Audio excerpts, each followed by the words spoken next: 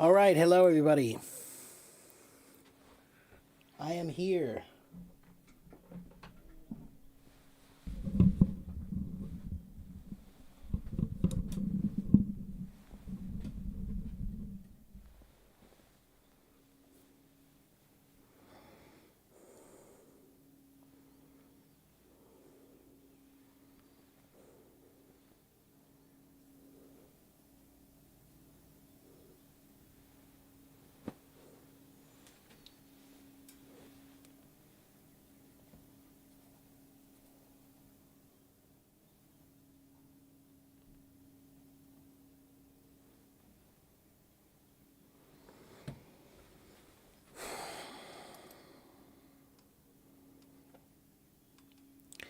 Hello Kiyun, hello Hawa, and hello Abul Kai. Is it Abul Khairi and Nandi? Hello.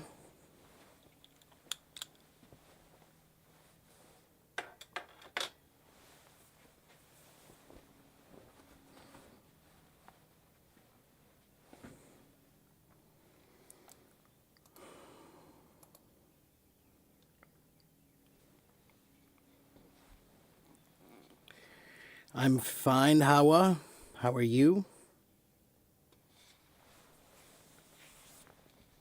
Did I get a good night's sleep? I did, kind of. Yeah, I think I did.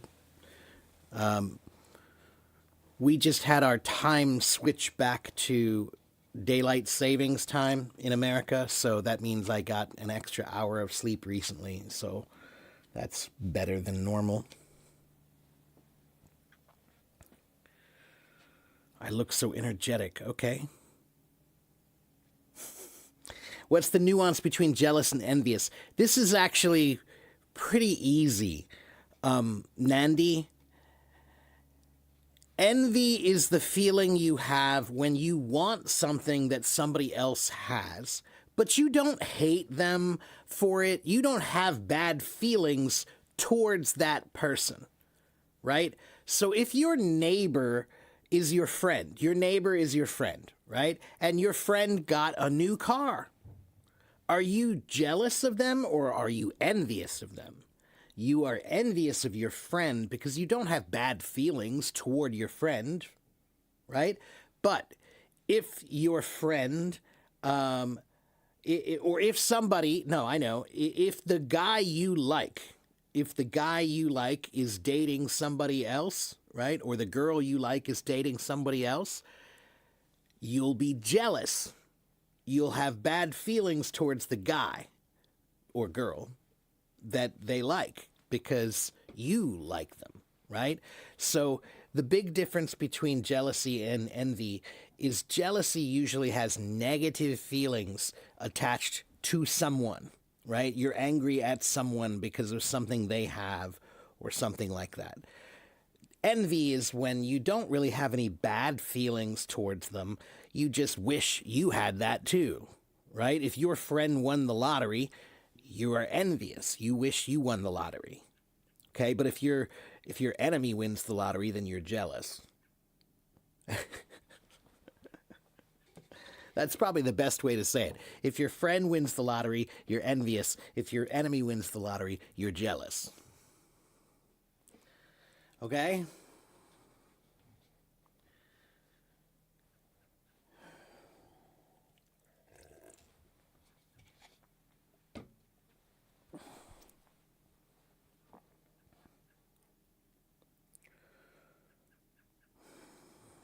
You're welcome. Hello, Daffy.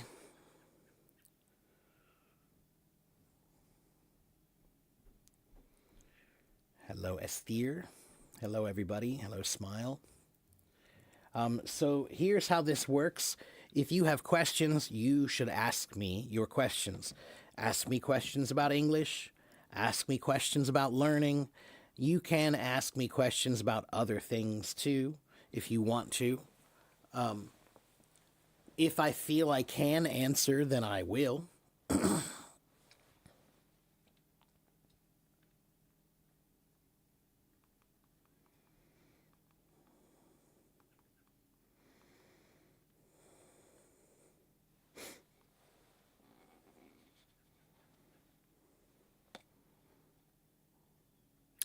Can I explain the seven sins? The seven deadly sins, if that's what you mean?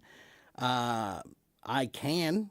If you mean, can I tell you what they mean? Yeah, sure. Pride, greed, lust, envy, gluttony, wrath, and sloth, right? I think that was seven, right? So pride is the sin of pride is when you're too proud of yourself, right? When you have no humility, when you're not humble. That's the sin of pride. You're too proud. Pride can be a good thing, but not if you have too much of it. Okay? Greed, we all know what greed is. We're feeling a lot of that now. There are a lot of greedy people in the world who are ruining everything. So, greed is the lust for money, right? The desire for more money. You know, when you pursue money and that's your only goal is just for money, that's greed.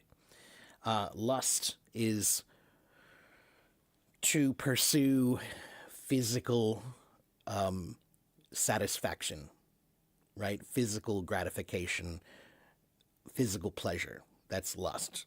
Okay. Envy is the feeling, like I said. So this is where it gets weird. The word is envy in the Bible, right? But the truth is, it's probably a bad translation because it should be jealousy because of what we just discussed. So if that's why you're asking, then that's what it is, right? In the Bible, that word should have really been jealousy because jealousy is the feeling that's negative and that really is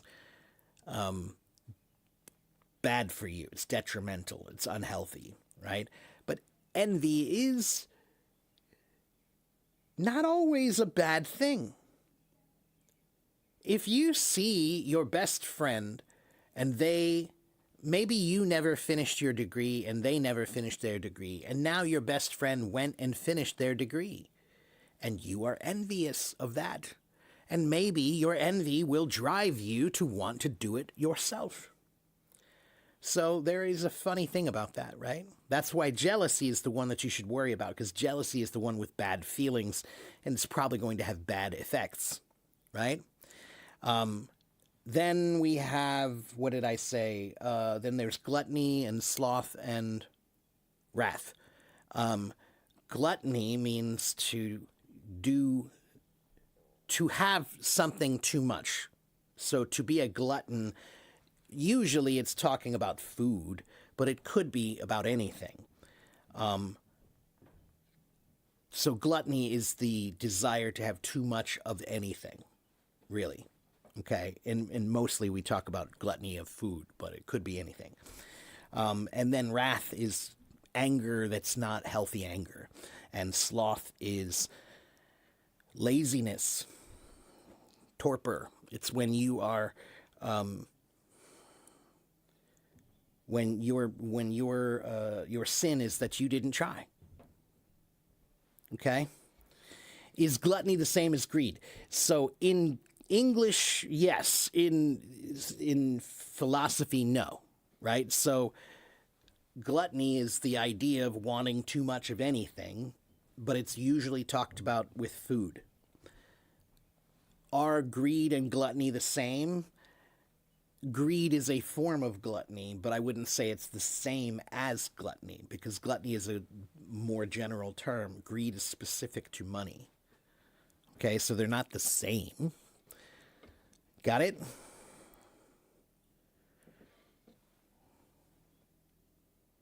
Which YouTube channels help you learn English in C1? Off the top of my head, I would say TED Talks. TED.com. TED Talks are mostly in that B2, C1, C2 level. Okay? What does the word aesthetic mean? It means the way something looks. The aesthetics of something means how it looks. Okay? I must have been such a charm in my prime. I think I'm charming now, thank you.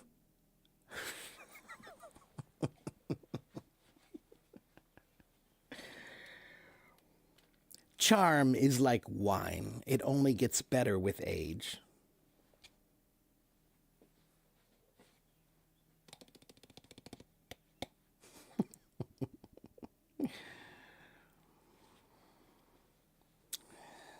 Pleasures are only useful when they are used in balance.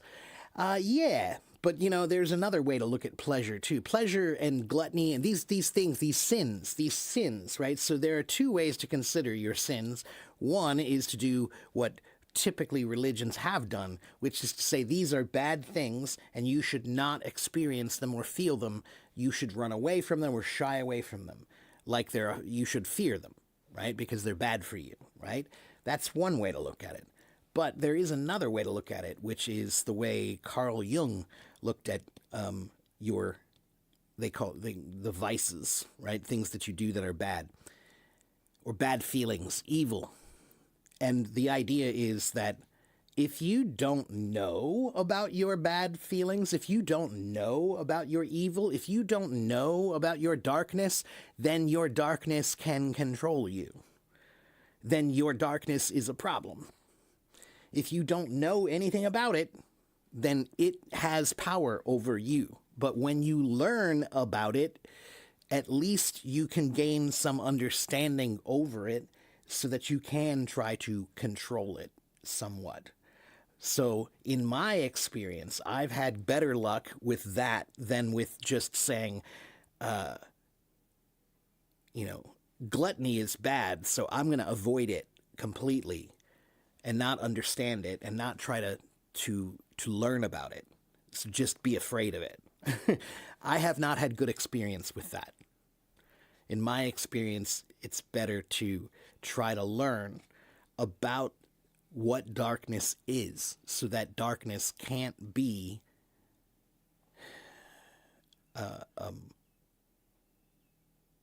the controller of you. What's the difference between chancy and precarious? Chancy is more of a British word. We don't usually use that too much. But we do use it every once in a while. Maybe not. Okay. Chancy and precarious. Chancy means risky. Precarious is more, it could be the same, but precarious is the word I think about when I think about like a rock that's on the very edge of a cliff, right? So here's the cliff, and there's a rock that's sitting right on the edge of the cliff. That is a precarious situation. It's in a precarious place. It's very possible. The potential for risk, the potential for danger is great. That's precarious. Chancy is just by chance, which means possible risk, but that could be, if we say something is chancy, it means that there is a risk it will fail, but you're not being very clear about the risk. It could be a great risk or a little bit of risk. Precarious is more, this is dangerous, okay, or this is in a dangerous place, a dangerous potential, okay? Precarious, I think, is more about dangerous potential. Okay? All right.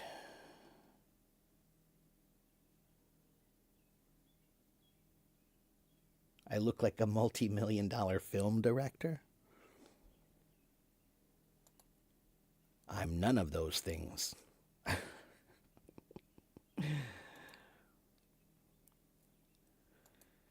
It's the elixir of reverse aging in my hand. No. It is. No, it is. Find your passion and do it. And that's the thing that will keep you feeling young. Hello, David. Why is it now that in the United States, when some people talk in the rooms, I hear some say, oh my God, and some say, oh my gosh? There's no reason, David. It means the same thing. So, David, if you are Christian, then you know in the Christian religion and many religions, you're not supposed to take the name of God in vain. You're not supposed to say God without a good reason for it. That's the way that many religions look at it. So then they created words like, oh my gosh and oh my golly. all these words that they're not saying the word God, right? So why do some people say it? Because some people don't care, right? And some because they don't regard it as being a problem. Okay? And some people say, "Oh my gosh," because they think it's lighter and not as strong, and so maybe they prefer to use that lighter language. Okay? But there is no real reason other than that. Okay? Some people may consider it to be specifically religious, like the purpose is a religious one. Why do they say, "Oh my gosh"? Because they don't want to say God. Many people, it's just because. It's not, it has nothing, it's just the way they say it. There is no reason. Okay? Sorry. Ki-Yun says, I've been talking with a lot of Americans and I've noticed that the idioms and expressions they use vary a lot depending on where they live. Sometimes even Americans don't understand others' idioms. That might be better for me to focus on basic English first. What do you think? There is some truth to that, Ki-Yun. There is some truth to that. There are some idioms that are more local than others, and there are some idioms that are just British idioms that we don't use, right? And there are some that are American idioms that they don't use, right? However, I know this is going to shock you, but please listen. You should not be thinking about native speakers. That is not what you should be thinking about. Do you know why? Why do I say that? Why do I say that you shouldn't be thinking about what native speakers do?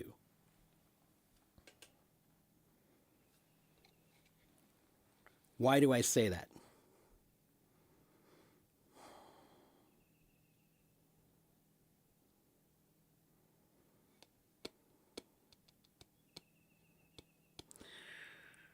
Because everyone's culture is different. So I say you shouldn't think about sounding like a native, because a native means nothing. There are 330 million Americans here. Let's see, how many natives? Let me just make sure. USA...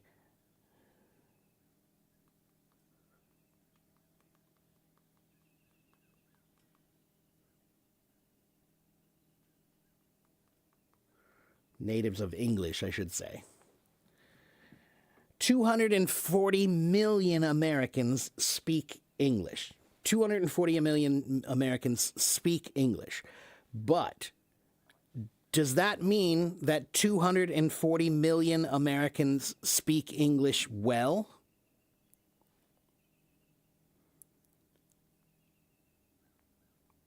Right. How many of those do you think speak English well?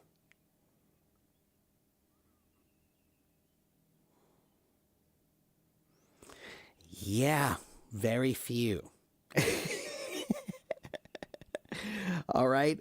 So that's why I'm telling you, don't just think about, I want to sound like a native, because there are 240 million natives and many of them do not speak well. Many of them don't know English very well. They don't use language well. They don't care about language. Because guess what? Most people don't care about language. Language is something that we take for granted. We don't think about it. We use it. We just don't think about it. We just, right? We don't care. So I am an English teacher. That's why I care. But most people, do you think that some guy who works at, he's like a mechanic, do you think that the average mechanic cares about English? Or his language, or his grammar? No. Do you think that the average person who's working at a restaurant cares about their language, or their grammar, or their English? No. Do you understand? So that's why I'm telling you, don't just think about some guy, some native. Find the ones who are really good. So if you say to me that many Americans don't know these idioms, that's probably true. Does that mean you shouldn't learn them? No, it means you should learn them, and then your English will be better than theirs. Your English will be better than many natives. Okay? So learn them. And if you meet a native who doesn't know that idiom, won't that make you feel good? You know something that a native doesn't know. Understand? Right? So just because you meet somebody and they don't know that idiom, that doesn't mean that you shouldn't learn it. It just means they don't know it. Okay? Okay, let me go back and check the comments here, make sure I didn't miss any questions. Hello, Waleed.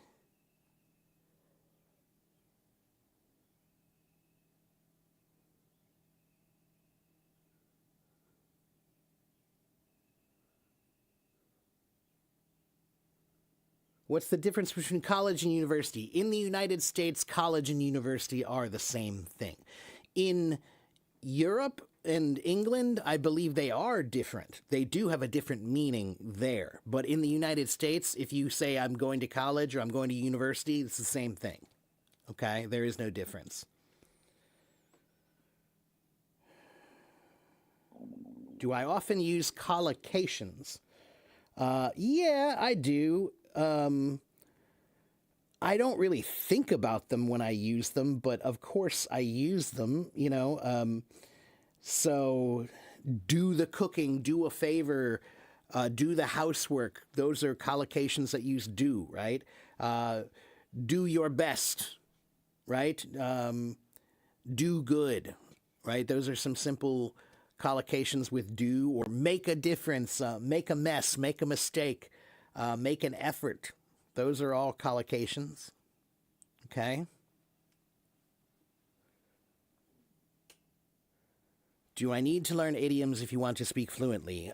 Yeah, you do, especially in American English, because we have a lot of idioms and we do like to use them because they make it's much easier to speak. Because basically, idioms are just a few words.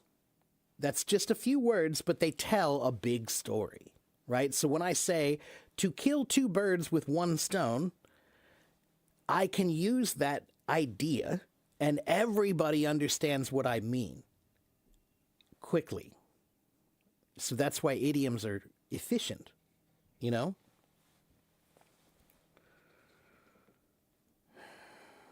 What's the difference between a ghost and a phantom? Sometimes nothing. It depends, Waleed. Those two words, the context is going to depend a lot, okay? But in many cases, phantom and ghost would be the same thing, okay? All right.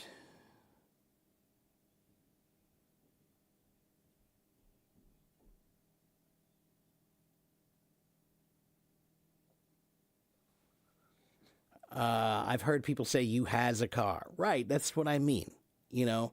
And here is another thing that I want you to consider. There are some people who the language, they did learn the right way to speak. But when you learn a language, it's like a river.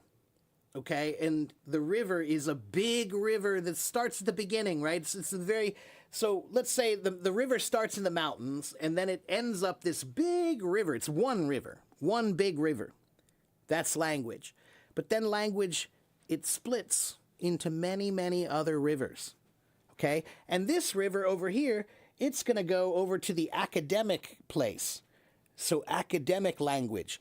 A few people who learn a language, they go over here and they use it academically. And a few people, their river, it branches off over to here, and they use language in business, right? So their English is more business language, right? Then there's another branch over here that's just casual English, casual, common, not that good, but not that great, you know, or not that bad either, right? But then there's also over here, which is, we'll call it common slang English. And there are many people who end up in this river. And in that river, they don't want their language to be very good. Part of language, sometimes language, if I use academic language, it makes many people feel uncomfortable, like I'm leaving you out. You don't understand my words. They're too difficult. The same thing is true when you use poor language. When you use poor English, it tells other people you're not part of my group. So sometimes they are using that style. It's more of a style. It's not that they are wrong. It's that it's like a style. It's like the word ain't. Do you know the word ain't? Ain't. What does ain't mean?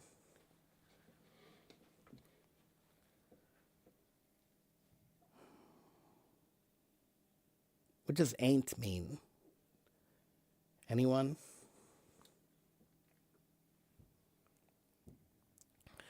Ain't means am not. Ain't means am not. But ain't is not a proper word. It's not a proper English term. Okay? But do some people say it? Yeah. There's a famous song in English. There's a famous old jazz song. It don't mean a thing if it ain't got that swing. Do-ah, do-ah, do-ah, do-ah, do-ah, do-ah. Okay? It's a song. It don't mean a thing if it ain't got that swing. Now, why did they say ain't? Because they chose to say ain't. They know the difference. They know it should be am not. They like ain't because it sounds cooler to them. So sometimes when language is poor, it's not because they're stupid. Sometimes when language is poor, it's stylistic. It's like their style, right? Every community in the world is like this, right? Every community has like a poor community that's less educated, and they have a style of speaking, right? Is it wrong? Not necessarily. It's their style, right? Okay? Okay, please be patient. I want to go back and make sure I didn't miss any other comments. What if I talk great but I write illiterately? Well, then you better start working on your writing. Okay? And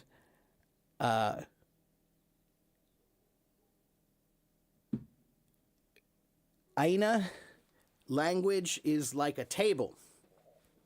You have to have a table that has balance. Okay? So this table, your table, when you learn a language, there are 8 table legs. Okay? 8 legs of the table that hold the table up. Those legs are reading, writing, listening, speaking, thinking, grammar, vocabulary, and pronunciation. Those are the 8 table legs, the 8 parts of language. Let me say them again. Reading, writing, listening, speaking, thinking, grammar, vocabulary, and pronunciation. So, Aina, you're talking about your table. Your table is like this. You can talk well, but you write poorly. So your table is like this. Balance your table. Balance your table, Aina. All right?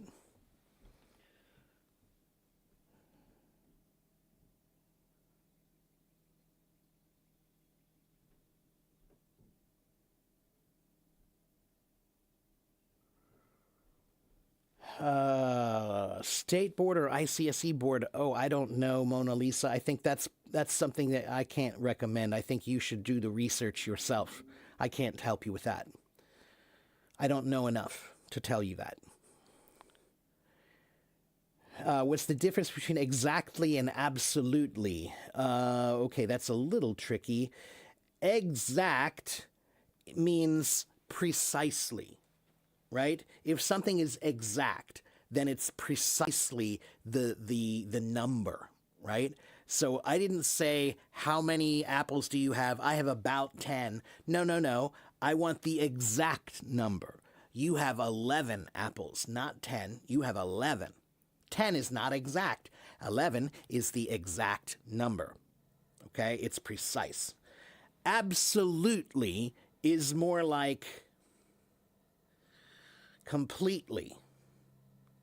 Okay?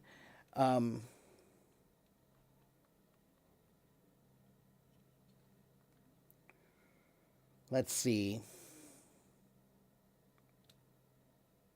It means unconditional, total, or complete, right? So, for example, I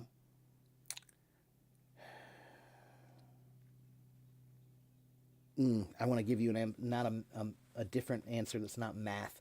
These are math terms too. So in math, absolute means something in math and science that's a little bit different.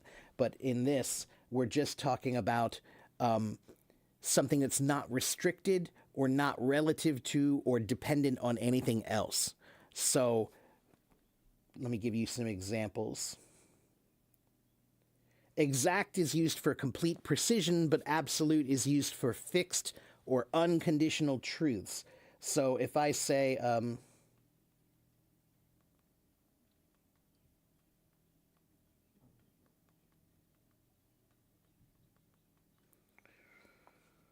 all right, let's see. No.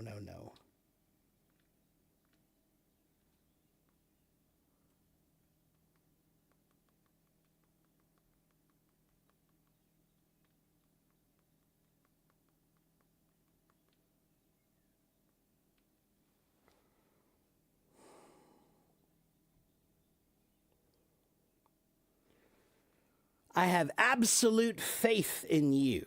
I have absolute faith in you means I have complete and total faith in you. This is absolute nonsense means this is complete and total nonsense. The country is, well, I won't say that one. Let's see. Let's see. There are very few absolutes in the world of philosophy, right? So absolute meaning a completeness or something that's unrestricted, okay? We tend to think about absolutes when we think about right and wrong, black and white. Those are absolutes, okay? Right and wrong, okay? But exact is more precise, okay?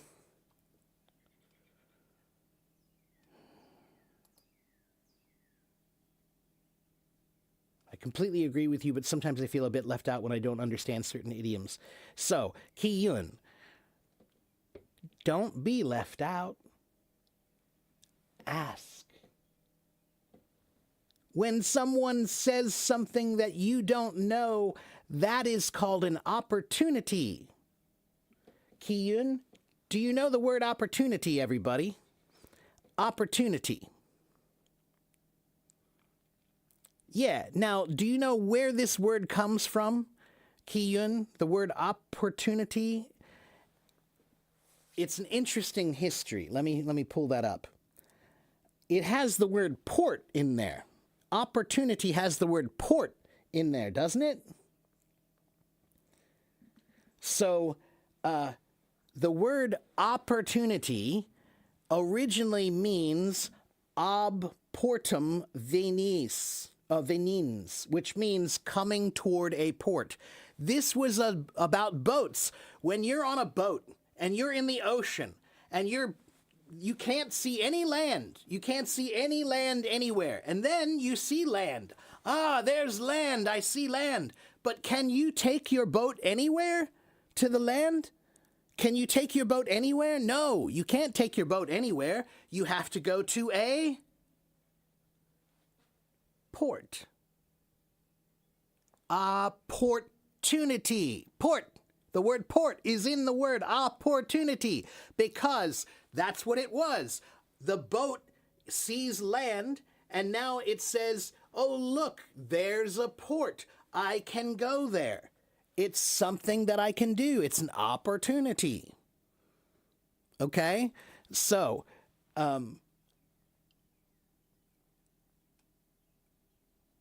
opportunity. It means it's a door, right? It's a door. Let's see, wait a minute.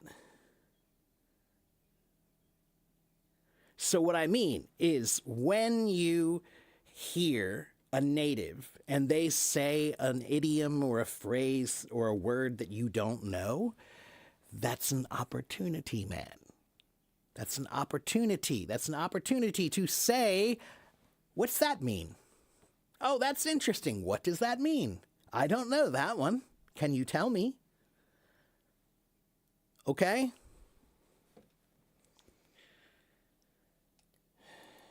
And no, no, you don't need to live in an English-speaking country to learn idioms. No, you just need some time, and you need to choose the idioms that you like. Everybody knows different idioms. There are some people who don't know the idioms I know. Okay?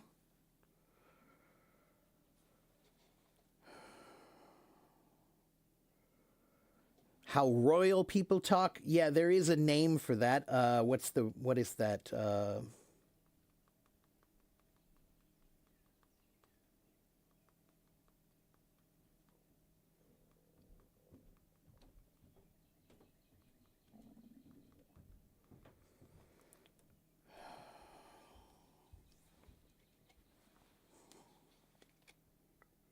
They used to call it the Queen's English or the King's English, right? If the king is alive, then it's the king's English. If the queen is alive, then it's the queen's English. And it's Oxford English, and there's another term for it that's called received pronunciation. Received pronunciation is also called RP. Okay, so if you want to learn that, I cannot teach that to you because I do not know that or speak that. But you can do a search online for British RP English. British RP English. All right? Type in that and see what you get.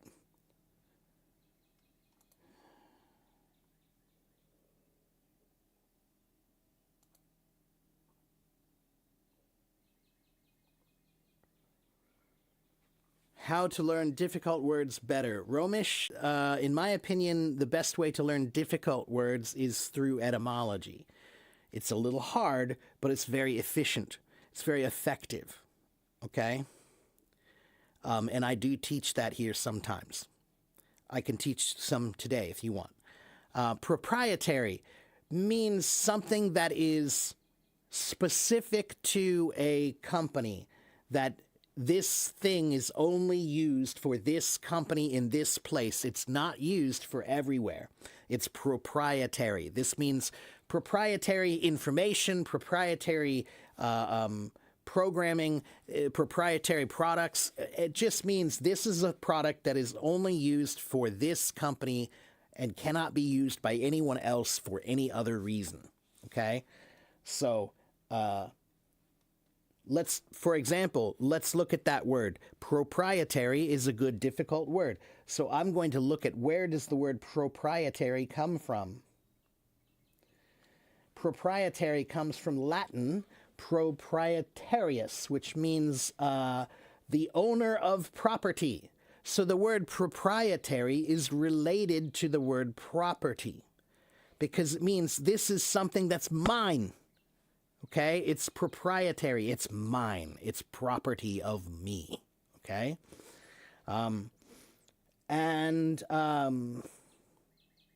So the word property, it means and that comes from the word proper. So the word proper and property and proprietary are related. You see, this is why etymology is efficient. So what does proper mean? What does proper mean?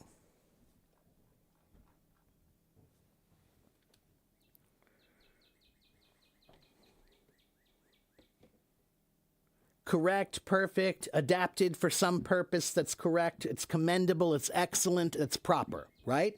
So, to use something that is proprietary, you can only use it if it's yours. That's proper. If it's not yours, that's improper. It's not yours. Proprietary things are property. You must have permission to use them or have them. Okay? So, for example, this word is often used for companies. Companies will have some programs, maybe it's software that's a proprietary thing. So it's only allowed to be used for this company. You cannot take this program and use it anywhere else. You must keep it only here. It's proprietary information.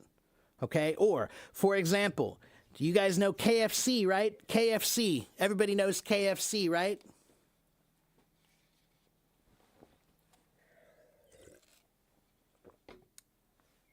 So KFC, how do they make KFC? Can you make KFC at home? Is it easy for you to make KFC at home? Can you make it exactly the way they do?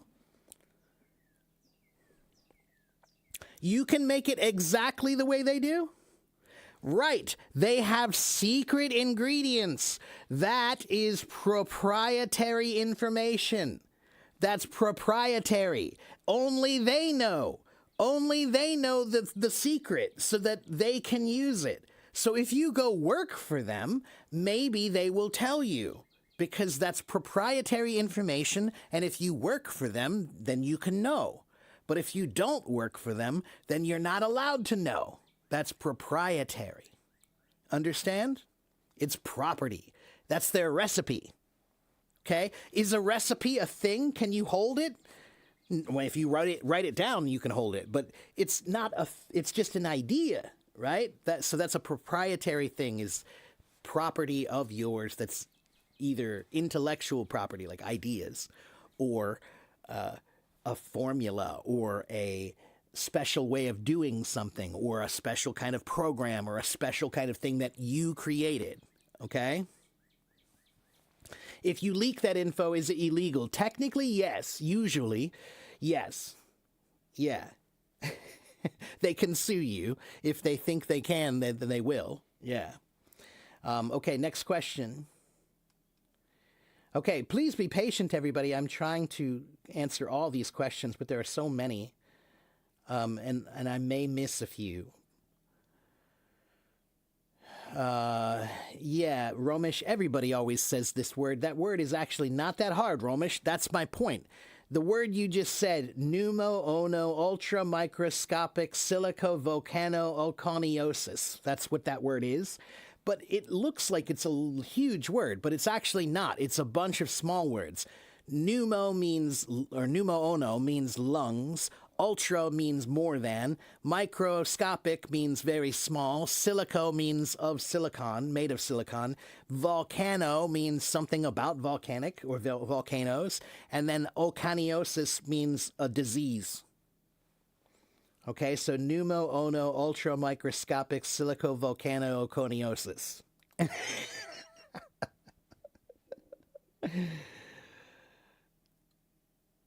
Okay. Hello, Christy. Hello, Jason. Hello, Shan. You're welcome. RP means received. What was it? Received pronunciation. It's a specific British way of pronouncing things. Okay. Some people demotivate Mona Lisa.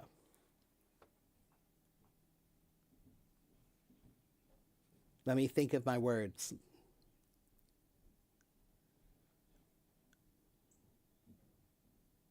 Mona Lisa, in life, you must be a flame.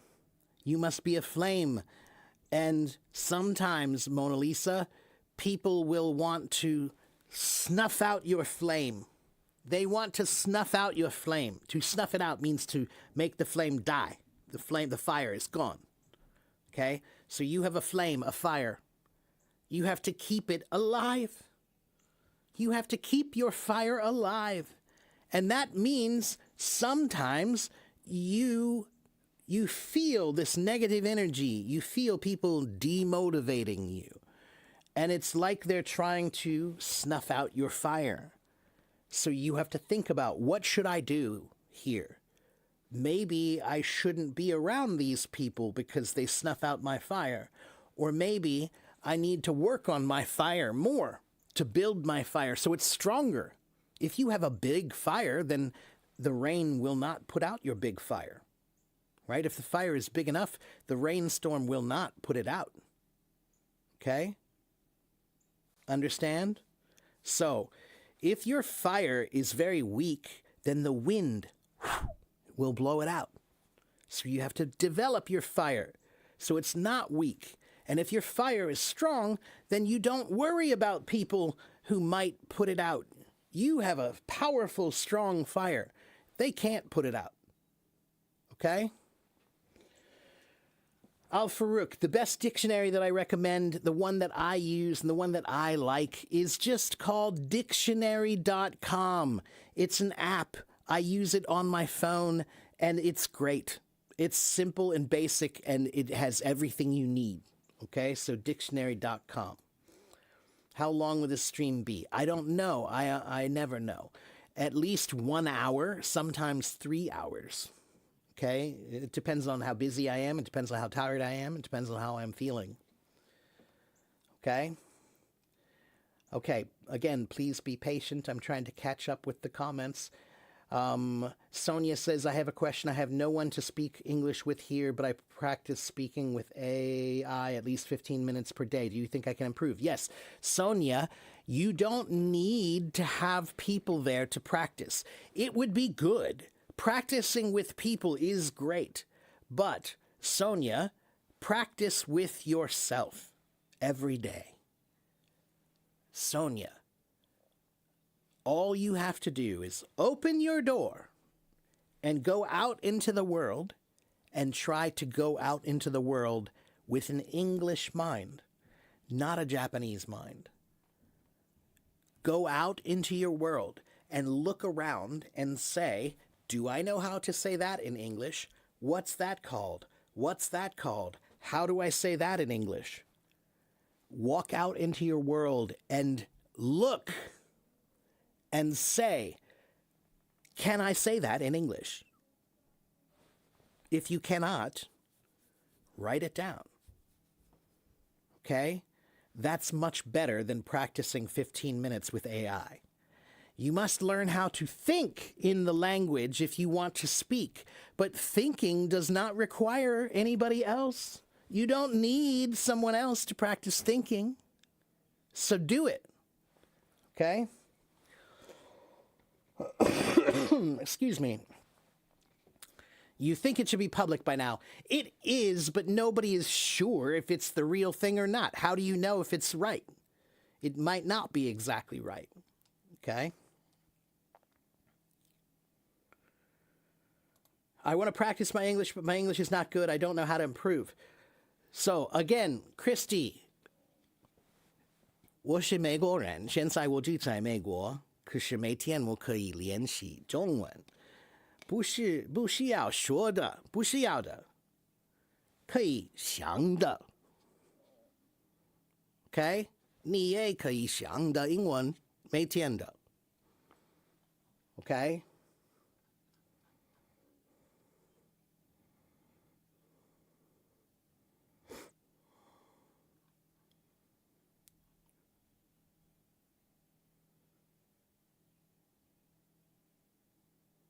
Hello, Sarah. Studying a language never ends. There is no end. When you study a language, that's for your whole life. Okay? You don't have the patience to read. You better get some. Naziana, I'm sorry, but I am a teacher. Okay? My job is to teach you. And if you come to me and you say, I don't have the patience to read, then I am going to tell you, then you better get it. You better find it. You better buy it. You better earn it. You better find it. I don't know, but you need it. You need to read. So there is no way to learn that doesn't involve reading. There is no way to learn that doesn't involve reading. I'm sorry. Don't argue with me. I'm the teacher. If you want to truly learn something, you cannot do it with just TV and movies. If you want to truly learn something, you cannot do it just by listening to people. If you want to truly learn something, you must read. Okay?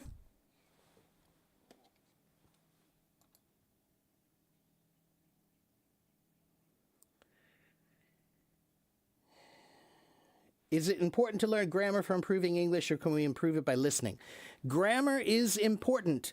If you're in school, it's very important. If you're taking a test, grammar is very important. If you have a job that requires you to use English, like you're a lawyer or a doctor or an accountant and you have to use English, then yes, grammar is important. But if you are at the park and you see your friend and you are talking, grammar is not that important, because life is not a grammar test. Life is not a grammar test. Do I want you to worry about your grammar? Do I want you to worry about your grammar? No, I don't want you to worry about your grammar, but I do want you to work on it, and I do want you to think about it. So, what do I tell everybody about grammar? Grammar is like your kitchen table. In your kitchen, you have a table, and you eat there every day. And when you eat there, when you're finished, you clean the table, right? You clean the table. Every day you clean that table. Are you ever finished cleaning that table? Will you ever stop cleaning that table? No. That's grammar. Grammar is the kitchen table. You clean it a little bit every day. Understand?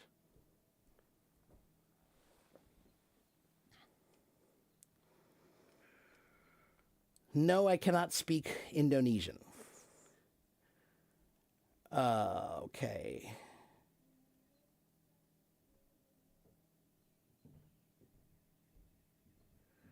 Thank you, follow.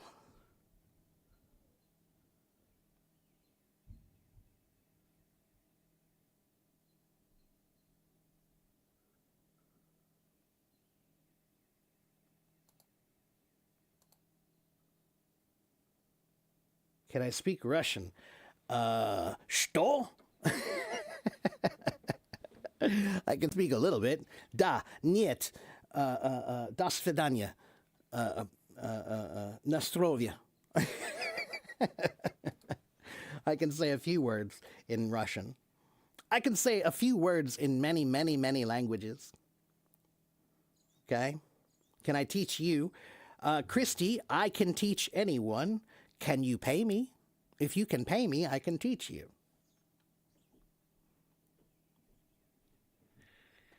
Every teacher says it about movies and series, they don't help you. I didn't say they don't help you, Romish. I didn't say that. What I said is everybody comes here and they want to learn English by watching movies because that's easy and fun. But if you take a Spanish class, do they let you watch movies to learn? If you take a Russian class, do they play Russian movies for you to learn? If you take a Hindi class, do they play Bollywood movies for you to learn? No, they do not. Because learning English or Chinese or Japanese or German or Hindi, you need more than just TV and movies. If that was the best way, if that were the best way, then they would do that. They don't do that because it's not the best way. Okay?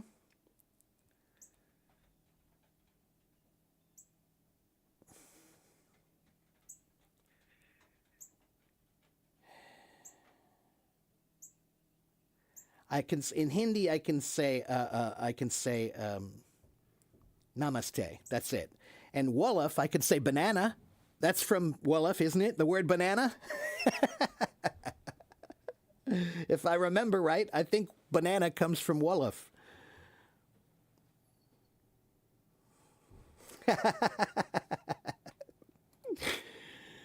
Oh, but come on, you have to give me credit, Follow. Not many people, not everybody knows that the word banana comes from Wolof, right? Not everybody knows that.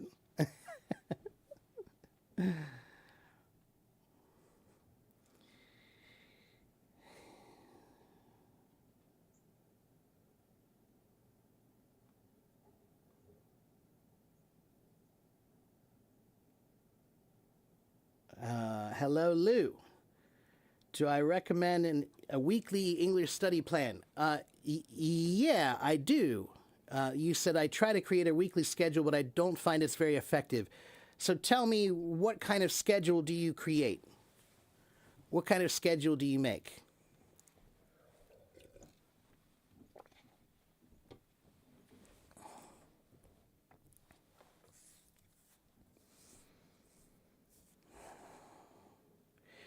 Yes, I'm going bananas can mean I'm going crazy, but it can have two meanings. Go bananas can mean like go crazy, have fun, go bananas. Like, maybe I'll tell if there's some kids and they're at the park and they say, "Can we go play now?" Maybe I'll say, "Yeah, go bananas." Means go have fun, go be crazy. Okay? But it can also mean I'm going bananas trying to learn English. Means it's frustrating, it's difficult, I'm going crazy. Okay? Hello, Valeri. How are you? How can you pronounce the word diary, diary, die, and dairy? Dairy and diary. Okay? Hello, Miguel. How are you, my friend?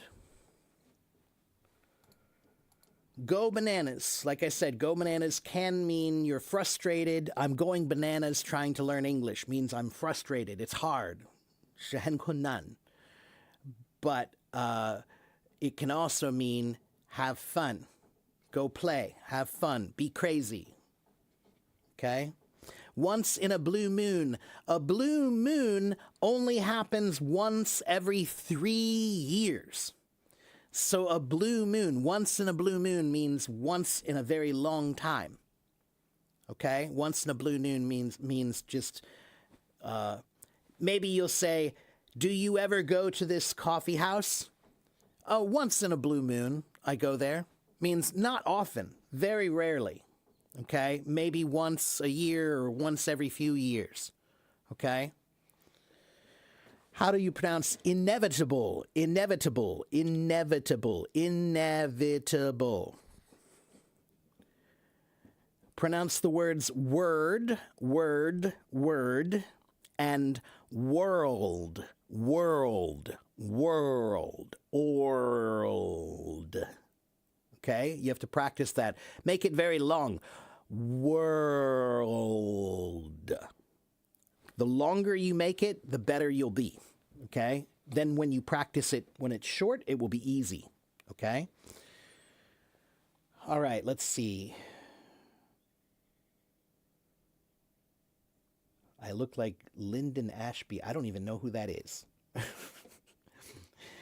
What about banana oil? What's that mean, Nareo? I'm not sure what that means. Can I help you with regular verbs pronunciation? I can try, but there are many regular verbs.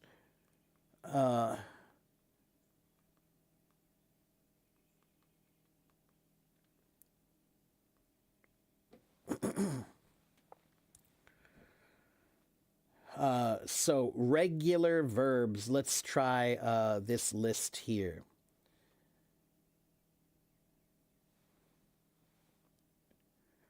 So I'm going to give you a list and you can practice them, but there are so many regular verbs that I can't tell you all of them. That would take forever.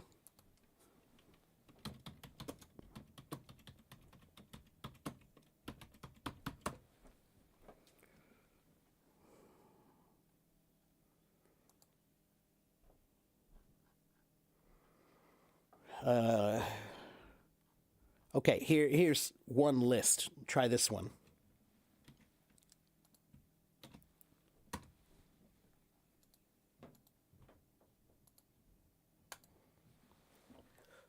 Okay, take a look here.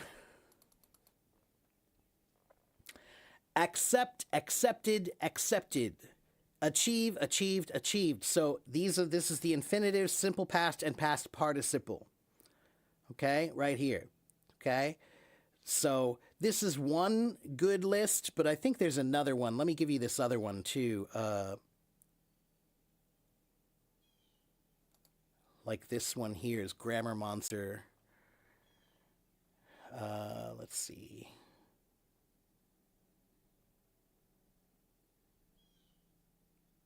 Yeah, try this one. This page is a little bit more clear, I think. Okay? And look what they have there. They have a recording. Accept. Accepted. Accepted. Accepts. Accepting. Okay, they have a recording there for you. All right? All right, let me see.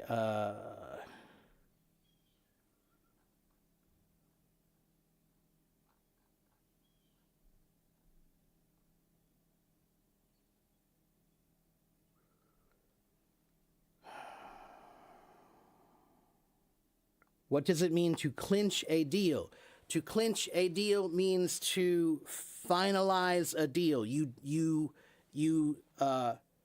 achieved it, right? So you were trying to get some deal to happen, right? Like you wanted to buy this business, right? You wanted to buy a business for this much money, and so you negotiate, you talk about it. He wants you to pay 100,000 and you want to pay 50,000. So you negotiate, and then you pay 85,000 is that's the deal. He agrees 85,000, you agree 85,000. So to clinch means to grab or grasp or hold something. To clinch the deal means we have agreed. It's done. Okay? How do you pronounce the word exacerbated? Exacerbated. Exacerbated. Okay?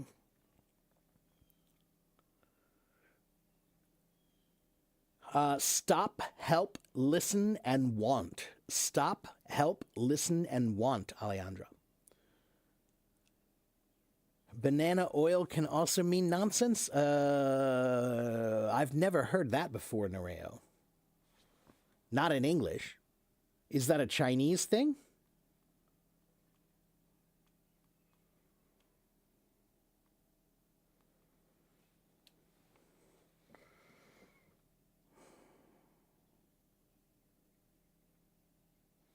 Interesting.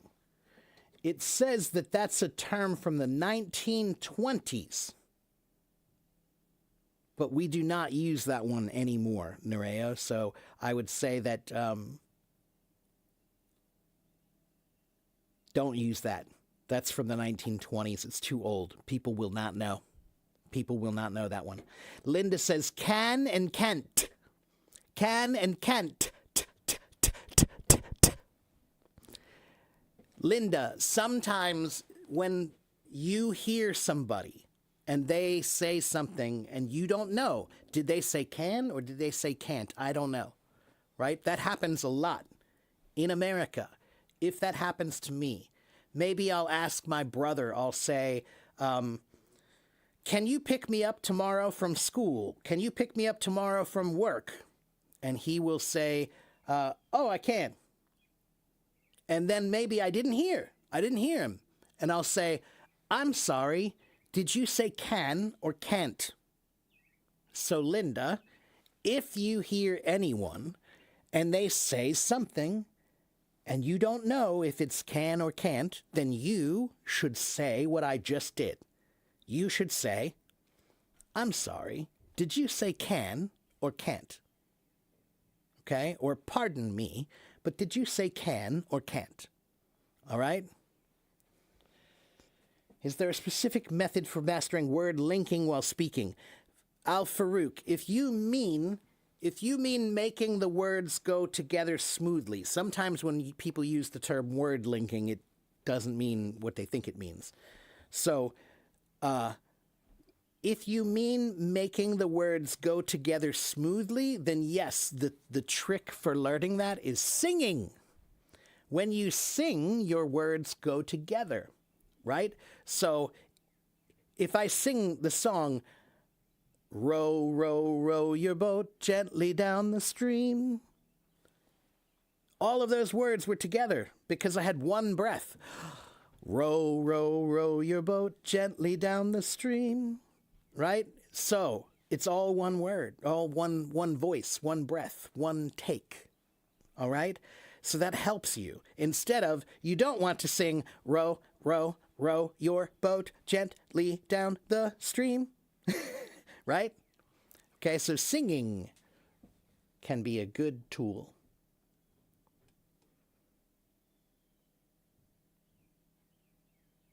Okay, so the link, how do you open the link? You have to copy and paste it. Copy it and paste it, copy it and paste it, copy it and paste it. Okay? Can we say sorry for your loss when someone lost their phone? No, no, no, no. Sorry for your loss is only for people who die. Okay? If someone loses their phone, you can just say, oh, I'm so sorry. That's terrible. Or that's unfortunate. Or that's a shame. Okay? But don't say, I'm sorry for your loss. That's only the words, those are the phrase, that's the phrase we use. That's the phrase we use when someone dies. When someone dies, we'll say, I'm so sorry for your loss. Okay? Thank you, Ira. Which sentences are correct? The inventory of May or the inventory for May? It usually is the inventory for May, but it could be of May. It just depends on the context. In most situations, we would say the inventory for May. Okay, I can think of one or two situations where I might say of instead. Okay, but I would definitely say for is the more common term. Okay. What's the difference between every and each? Every means all, and each means one. But if I say each and every, that means all of you. So each and every one of you needs to sign this paper. Or if I say every student must stand, okay? But if I say each student must stand, it means the same thing, but it's talking about it in two different ways. Every is talking about the group. Each is talking about every individual in the group. Each individual. Each individual in the group. Understand? Okay? But if I say to each their own, to each their own means you do what's ever good for you. Right? To each means whatever is good for you, that's good for you. This is good for me. Okay? To each their own. How do you pronounce later and letter? Later, later, later. I will see you later. A. Make your mouth bigger. Your mouth is not big enough, and that's why they sound the same. Later, I will see you, and I will give you a letter. Later.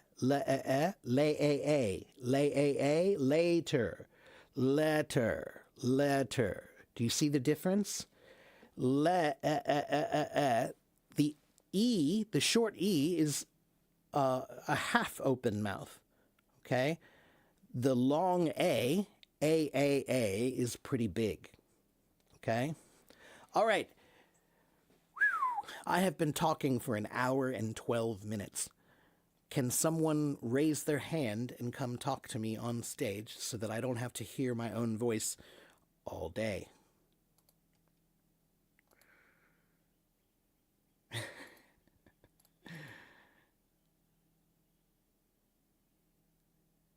S and th. So S is just s, s, s. The teeth are closed. TH, the teeth.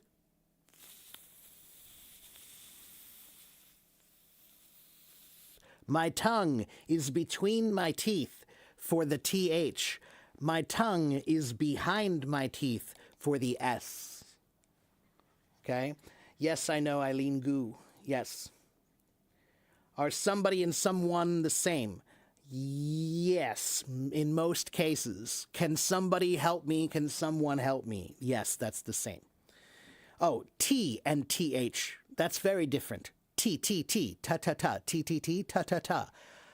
TH is th, th, th, th, th, th, th. Okay, there are two different THs. One is th and the other is the. Okay? Okay, let's talk to A. A in China.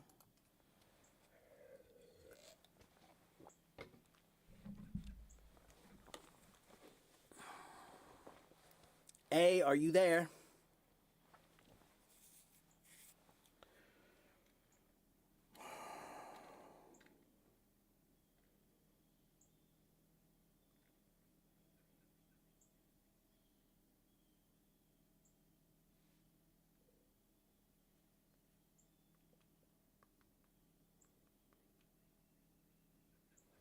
Okay, I guess A is not there. Does anybody else want to raise their hand? You can come on stage and talk to me. DT, those are dawn. The first one is dawn. The sun rises dawn. That's dawn. Okay? Done, done, done. I'm done with my homework. I'm done. Done. And then down, down, ow, ow, down. So dawn, done, down, ow, ow, ow. What do Americans think about Eileen for winning medals for China? Most of us,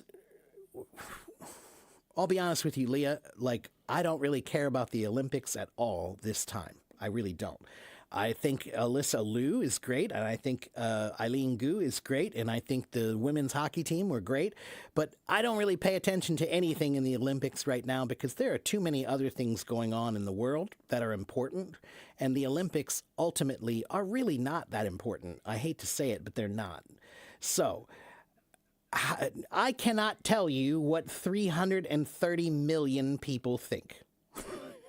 I can't tell you what the American people think. I speak for America. America loves Eileen Gu. I can't tell you what everybody thinks here. I know what I think. That's all I can tell you. Okay?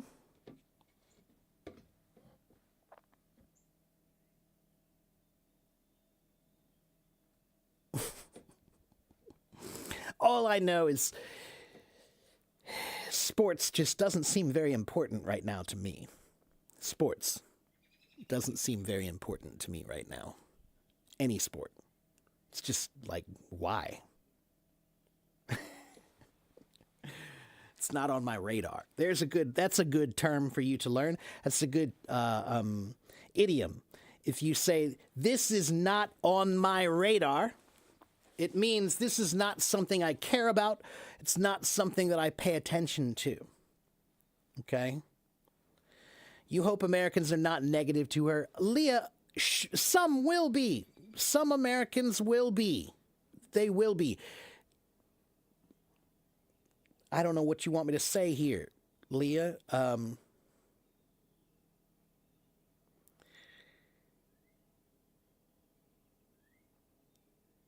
Every time there is an Olympics,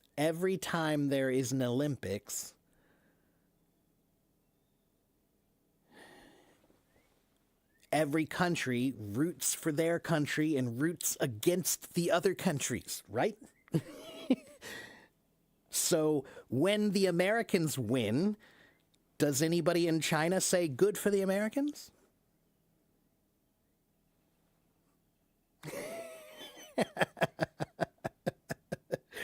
So, isn't it a little bit hypocritical when you want me to celebrate her? She grew up here. I understand she grew up here. I think that's great. She made a choice, and that's fine. I don't care what her choice is. That's her choice. She's an adult. She can make a choice, and I can respect it. Okay? But just remember that every time they have these games, it's like an us versus them. Me versus you. I don't like that. I'm not for that. That's why I don't care about sports, because come on, grow up. Grow up. It's a game. It's a game. It's a game. I'm an adult. I don't play games anymore because I'm an adult.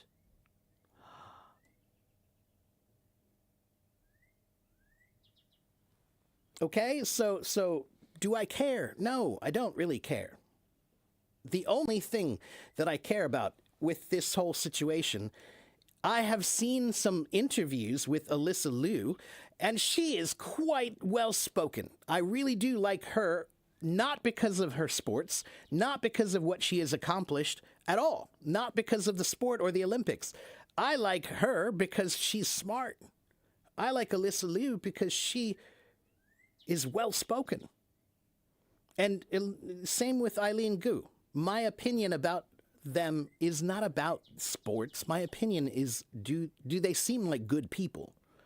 And yeah, Eileen seems like a good person, and Alyssa seems like a good person to me. So I like them because they seem like good people. I don't care about their sports.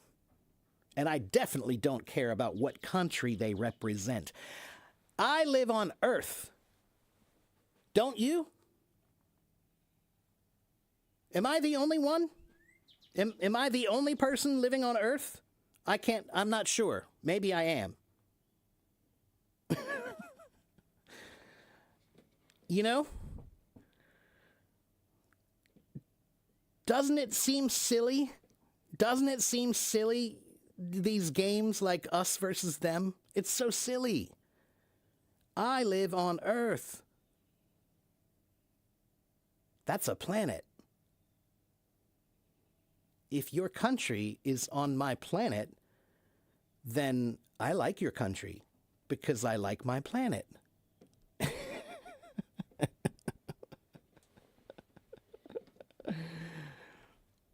Okay?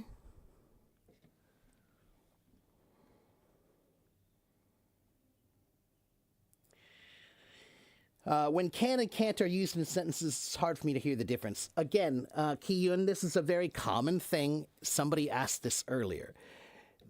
If you don't know what they said, if you hear somebody say can or can't and you're not sure, just ask. That's what we do. I will do the same thing. I will say, I'm sorry, did you say can or can't?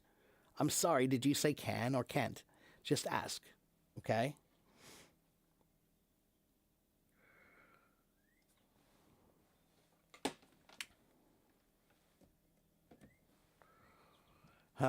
What do I think of Fox News? I don't know why they're still broadcasting, because they have money. If you have money, then you can do whatever you want. That's the way it works, apparently. We all know that now, right? Now we have seen, everybody in the world has now seen that there are no laws that apply to people with money. If you have money, then there are no laws. That's the way it works. We all know that now, right? They have money, so they can do what they want. We are the world. We are the children. That's right. What do I think about the 2026 FIFA World Cup? I don't think anything because I don't care about sports. I don't care about sports. Not at all. Sports doesn't exist in my mind. Ever. They used to. A long time ago. A long time ago, I used to care about sports. I used to like sports. I watched them. But I don't now because I have better things to do. I have better things to do. You do what you want to do. But if you think that watching a sports match is a good use of your time, I think you should think again. I think you should think again.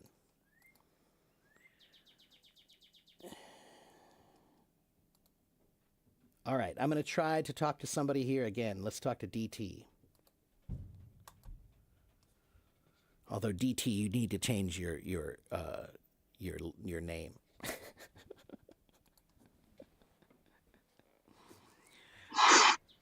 Hello, DT. How are you? I'm fine. Good. And you're in China where? I'm in the northwest of China. Northwest. Oh, that's interesting. Yeah. In what city? Do you know about Gansu province? Gansu I'm in the province. capital city, Okay. like All right. Lanzhou. Langzhou. Okay. All right. Lanzhou. Okay, great. All right. And what can I do for you today? Well, it's just that you asked somebody to raise our hands, and I tried, but really, I don't have many questions for you. Sorry. Okay. Well, then let's find some. Because guess what? Okay. Yeah, that's what I want. The most important part about being a student is having questions. Yeah, that makes sense. If you don't have questions, then you're not a good student. That is the way it works. You must always have questions because questions mean you're learning. Okay? I used to have plenty of questions in my daily life, but not currently. I mean, not in the moment. Okay. All right. Well, I want to help you find some then. So tell me, first of all, let's talk about what do you think is difficult about English? Or what do you think is hard? What gives you trouble? Oh, actually, I'm dealing with my ability of doing some kind of paperwork. I mean, reading the English passages and just answer some questions on the paper. I'm not so good at doing English paper. I mean the paperwork, not the spoken things. So do you mean test taking or do you mean writing? Test taking. Test taking, right. Okay. Well, that is tricky. Okay. The truth is, guess what? Oh. Sometimes I'm not good at tests either. Does that mean that I'm not smart? No, sometimes it means that you're just not good at taking tests or you're not good at that test. Okay. But what I will tell you is sometimes this is just, you can only fix this with practice. You know, there are some things that can only be done one way. There is no trick. There is no secret to get around it or something. You just have to do it a lot. So that's when I find something that I feel like I'm not good at, I decide that I'm going to be great at it. And that means that I have to make myself very determined. I have to say, because I really don't like it. I don't like it when there's something that I cannot do, at all. I really don't like that feeling. And so when I get that feeling, I feel kind of angry at myself that I can't do this. So that I take that anger and then I use that as energy and I say, I am going to do this. I am not going to stop until I can do this. And then you need to create a good system. If you don't have a good system, then how can you really practice it well, right? So Well, actually, I am currently worrying about. I've been worrying about my TMA test in 2 weeks later, because I don't like doing some kind of English papers. I just like doing the things that are related to English that I want. And I think I'm kind of like a coward. Like, uh, Oh, the more anxious that I am, and the less work that the less effort that I will put in. okay. Well, guess what? You're not a coward. You know how I know that? How do you know that? Because cowards don't admit that they're cowards. That's interesting. It's true. Cowards don't admit that they're cowards. Cowards just are cowards. If you can admit that you're a coward, that's brave. Isn't that funny how that works? When you can admit that you are a coward and you are scared, that is brave. It's a brave thing to admit. So you are actually brave. You're not a coward. You are brave because you are recognizing that you have a fear, that you have trouble, that you have a problem that you need to fix. That's not cowardly. That's brave. The first step, you can't fix a problem if you don't recognize it. But the fear isn't fading away. Like the fear is Okay. keep existing. All right, so let's talk about that. So this TMA test in China, tell me, this is the tutor test, right? Oh no, it's test for English majors. Right. Yeah, that's what I meant. Right. So, okay, I don't know much about this test. Okay, so tell me a little bit more about this test. What do you Oh, it's like? Why it's do a you test take it? for And go ahead. because I majored in English and I have to take this test to get a certificate so that I can have a better qualified like some kind of Okay. resume Okay. that I can apply for a better job. Yeah. And you're what? 21? I'm 22. Yeah, 22. actually. Okay, right. It's pretty cool. So let me ask you this. This test, can you take it only one time? Oh, technically, I can take it twice. If I failed for the first time, I will take it like the second time. But I only have one chance One chance to to fix retake my it. problem. Okay, all right. Yeah. Well, that's good to know, though. That's very good to know because it's very important. Because guess what? One of the most important things about taking a test is if you're nervous, then you will do worse. A test is a performance. A test is a performance. Okay? Now, I'm a drummer. If I perform and I am nervous, can I perform well? No. Of course I can't. Probably not. So being a performer, when I get on stage, having confidence is part of my job. I have to have the confidence to do my job. Your job is being a student right now. That is your job. That means you have to have the confidence to be a student. That means you have to have the confidence to take a test. Okay? Now, when you take a test, you must prepare yourself as much as you can. As much as you can, be prepared. But you also need to relax, and you need to remember that if you don't do well, you can take it again. Because that's important. Because sometimes if you know that,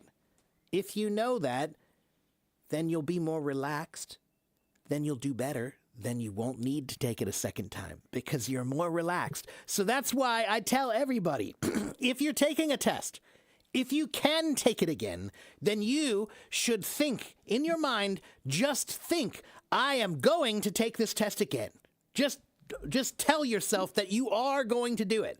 Because then if you tell yourself you're going to do that, it makes you feel like, oh, all right, no problem. I can take this test. If I mess up, it's all right. I'll take it again. No problem. Now you're more relaxed. So guess what? That means you're more likely to do well. Understand? So it's like Yeah. it's a psychological Oh. trick where you have to tell yourself, all right, relax, don't worry. If it doesn't work out, I'm going to do the best I can. I'm going to prepare. I'm going to try hard. But if it doesn't work out, fine, I'll take it again. And then I'll do better. Okay?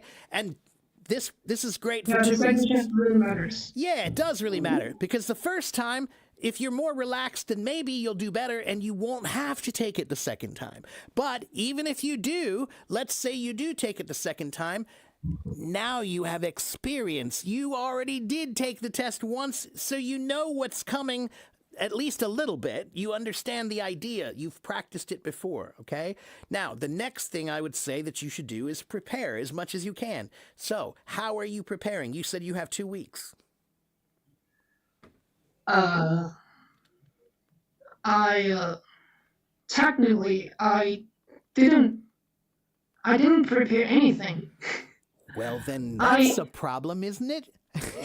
Yeah, that's a pity. That's a pity. Like the core, I'll probably say the core problem for me is my fear of like reading English passages. Um I hate reading like so many English words when they are like printed on paper. Like I I like understand. English actually, but I don't like so many English words, so many English articles that are printed on the paper, so that I I will read know. it and like so many foreign ends, like foreign ends. Okay, so you have to remember that right now you're studying English. And when you're studying English, it's not the same thing as enjoying it. Okay? Studying it is not the same thing as enjoying it. They are often not together at all. Sometimes studying means you're not going to enjoy this. It's not fun. It's work. It's hard. It's difficult. Okay? Yeah, sometimes I gotta suffer. Well, yeah, that's part of learning. That's why we respect people who are smart, because we know you did not get smart without trying hard. You didn't become this way unless you had difficulties, right? You had to go through something difficult to become that way. All right? So, Probably I used to focus more on my self enjoyment. okay, well, listen, you're going to. Those times will come again. But right now, you have to finish the Chinese process of education. And the Chinese process of education is just pass the test. Okay? So honestly, Yes. that's what I want you to do. What I want you to do is I want you to prepare for the next 2 weeks. I want you to pass that test. And then after these tests are over and after you graduate, guess what? That's when you can start learning. Yes. Do you That understand really why I say helped that? me. It's just because I used to think that like taking tests, like most of the tests are just for like getting a good grade, but it's not practical and it's not actually useful for our daily life when we're in like talking with a native speaker or we're using English in the real environment. For the most part, you're right. For the most part, you are right. Yeah, I would say you're correct. But like I said, education education is tricky because they have a small amount of time. They have a limited amount of time to teach you. And so because they have a limited amount of time, that's why they give you tests. And that means that now you're not really studying to learn, you're studying to pass the test. So that's why many people, they memorize the answers, they pass the test, but they don't really understand any of it. They just know the answers. That's not the same thing, right? Comprehending and knowing and understanding are not the same thing as just memorizing, right? So that's why I'm saying that for me, my education began after school. When school was done, that's when I started actually learning. Because now the tests are gone, and now I can try to understand, not just pass the test. And if it takes a week or a month or a year or 10 years, fine. There is no time limit, only my death. That's my time limit. Okay? So I'm going to teach you one more thing that's very important because I can tell that you're very nervous and you're very worried, and that is not going to help you. So I'm going to tell you, I want to give you a tool that will help you a little bit. So I'm going to ask you a question. When your phone is not working right, what do you do to your phone? If your phone is acting weird, what do you do? Just fix it. Okay, like how? Um, What do most people do if your well, phone's not working? actually, I don't feel like fixing my phone. I would just directly switch to a new one. Okay, but what I mean is like it's not broken, it's just acting weird. So you just turn it off and turn it on again, right? Yes, that's the regular Yeah. Yeah, thing that I'll we do. just reset, right? We restart, right? That's what we usually do with our phone. Same thing with our computer. If the computer is not working right, we do a restart, right? A reset, right? Okay? Yeah, that makes So sense. so guess what? The human body also has a reset. Did you know that? Like sleeping? Well, that's one reset. Yeah, that is one kind of reset. But the other kind of reset is very simple. So with your phone, if your phone's not working, you just hold the button and you turn it off and you turn it back on. With your computer, you just hold the button, you turn it off, you turn it back on. With a human, I'm going to show you how to reset the human. Okay? This is how you reset a human, everybody. Watch me carefully.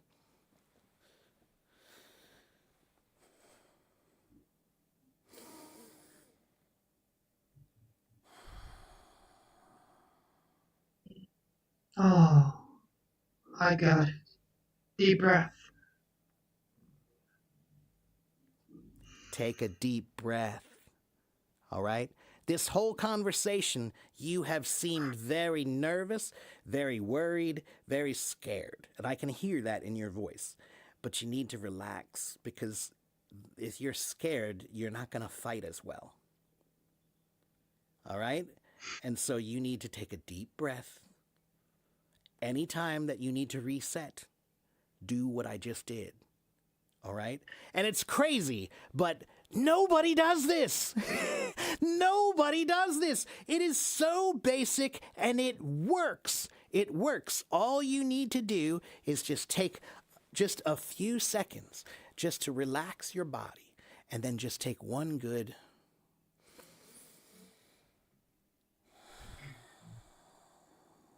Yeah, that's the simplest. It really is. And every single time that I have a performance, every time I have a show, when I sit behind my drums, that's the first thing I do before I play, is I just shake my arms out and I just kind of put my head down.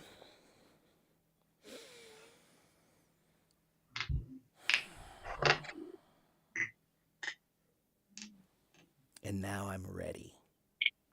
It's amazing how well it works. It's amazing. I'm telling you.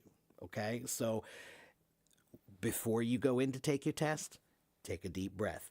Every time you're feeling frustrated or worried or scared, take a deep breath. All right? I'm telling you, you got to do that. Okay? And then I'm going to teach you about a Persian guy. There's a Persian poet. His name is Rumi. And he has a quote that I always love to say that's very important. He said, "All of your anxiety comes from seeking harmony. Seek disharmony, and you will find peace." So, what that means is, let's say you're riding a bike, you're riding a bicycle. You want to, you don't know how yet, right? And when you don't know how to ride a bike, the first time you get on, it's scary, right? You might fall, right? Yeah, So, definitely. yeah, so that's you have anxiety. All of your anxiety comes because you're nervous. So you tell people, "I don't want to fall, so I'm not going to ride. I don't want to fall, so I'm not going to ride." Or, "Can you hold it? Can you hold me? Can you help me?" Right? You're nervous, but what do you need to do? If you want to learn how to ride a bike, then what do you need to do? I'm ready to fall. Yeah. You got to get on and you have to know that you're going to fall, and that's okay. That's okay. Everybody falls, everybody gets back up, and everybody becomes comfortable. But you don't become comfortable without being uncomfortable first. So it's Yes. it's You like have to. it's like when you see a mountain. I remember when I was a boy and I saw a mountain with a tunnel for the first time. When you're a boy, you see that for the first time. You're like, "Oh my God, we're gonna drive into the mountain! Whoa, that's crazy. I don't like this idea. That's scary, right?" When you're a kid, you've never seen a tunnel before. You don't know what that's about, right? It's dark. It's dark. And you go in there and you're so scared. But then you go further and you see the light at the end of the tunnel and you go, "Oh, look, there's the light. There's the end." And you go further and the light gets more and then you get out on the other side of the tunnel. Now, once you get to the other side of the tunnel, the next time you see a tunnel, are you scared the same way you were the first time? No, because now you've gone through one tunnel. You've gone through the darkness. Once you go through the darkness and you see the light at the end of the other side, now you understand that it's okay. That's the process of learning. The process of learning is being uncomfortable, being nervous, being scared. But don't go around that. Don't go over that. Go through that. Go through your fear, go through your anxiety, go through your nervousness. And then when you get to the other side of that tunnel, they're gone. All right? So the first time that I got on stage to play music, I was scared out of my mind. I can remember I was 16 years old. I was so scared. But I have been on stage hundreds or thousands of times now. When I get on stage to do a performance now, do you think I'm that nervous? Do I look nervous now? Do you know how many times I've done this? Not at all. Yeah, because I've done it all. Yes. Understand? The more you do it, the more confident you get. That helps. Okay? Uh, it's easy to say, but not so. I do it's tricky to understand. do. Okay, I do understand. Okay, I have a lot of Chinese students, and I taught English in Taiwan for 4.5 years. I know the pressure. I know what you go through. I do. I understand. And I don't think it's good, and I don't think it's right. But I don't think you have a choice. I think you have to finish. I think you have to get through it. And that's why I'm saying, just finish. Just get through it. And then when you're through it, then you can start doing something better. Really learning. Okay? Whenever I have to pass in some exams or doing something, I mean finish something that that really matters to me, like in that stage, I would just I keep worrying about that. I mean I keep I hate myself for my own laziness and not being self-disciplined. And that's the drawback. That's the drawback that I hate. Uh, in the back time, in the whole back time. All right, so let's talk about that for a minute. Self-discipline. So how are you self-disciplined now? What do you do or what don't you do? Do you have a process? Do you have... So for me, I am not a very disciplined person. I really am not. I have to make myself disciplined by creating strategies. I've been a lazy guy all the time. Okay. Like all the time. All right. Literally. But again, if you admit that, that's good. That's at least a start. If you can't admit that you're lazy, then you can't fix it. But at least you can admit that. That's good. So then let's talk about this. So for me, when I was young, I remember I started playing piano. And I hated the piano so much because my teacher, she had one book. It was book one, piano book one, right? And it was so boring and it was so annoying. And she would not let me do anything but book one. I had to do book one and finish book one and only book one. I couldn't play anything else. I couldn't look at any other music. We couldn't talk about anything else. Just book one, just that. And that's why I hated piano. But then I stopped taking lessons with her and I just sat down at the piano by myself and I just kind of chose what I wanted to learn. And suddenly I was interested. And then I started playing the drums And with the drums, I decided I'm going to do something completely different. I don't want to buy just book one and have only book one and then finish book one and do book two and then finish book two and do book three. No, no, no. That doesn't work for me. So here's what I did. I went to my magazine collection of all, like, it's called Modern Drummer Magazine, right? It was like all the greatest drummers are in this magazine. And I read about my favorite drummers. And I made a list of all the books and anything that they used to learn, right? Everything that they used, every book that they needed. And I made a list of them. There were about like 30, 35 books. And I saved up my money. And when I was 17 years old, I bought all of them. So I had this stack of books, like 30 books, 35 books about this, right? It was like this, right? And I put it right by my drums on the other side there. And here's what I would do. I picked up book one and I would just do book one for a while, like until I felt like I can't do this anymore. This is frustrating. Maybe it's 15 minutes, maybe it's an hour. It just depends on how I feel, right? Like if I'm doing well or if it's cool or if I'm not liking it or whatever. So sometimes it's 15 minutes, sometimes it's an hour, right? But then when I'm done, let's say I was practicing rock drums.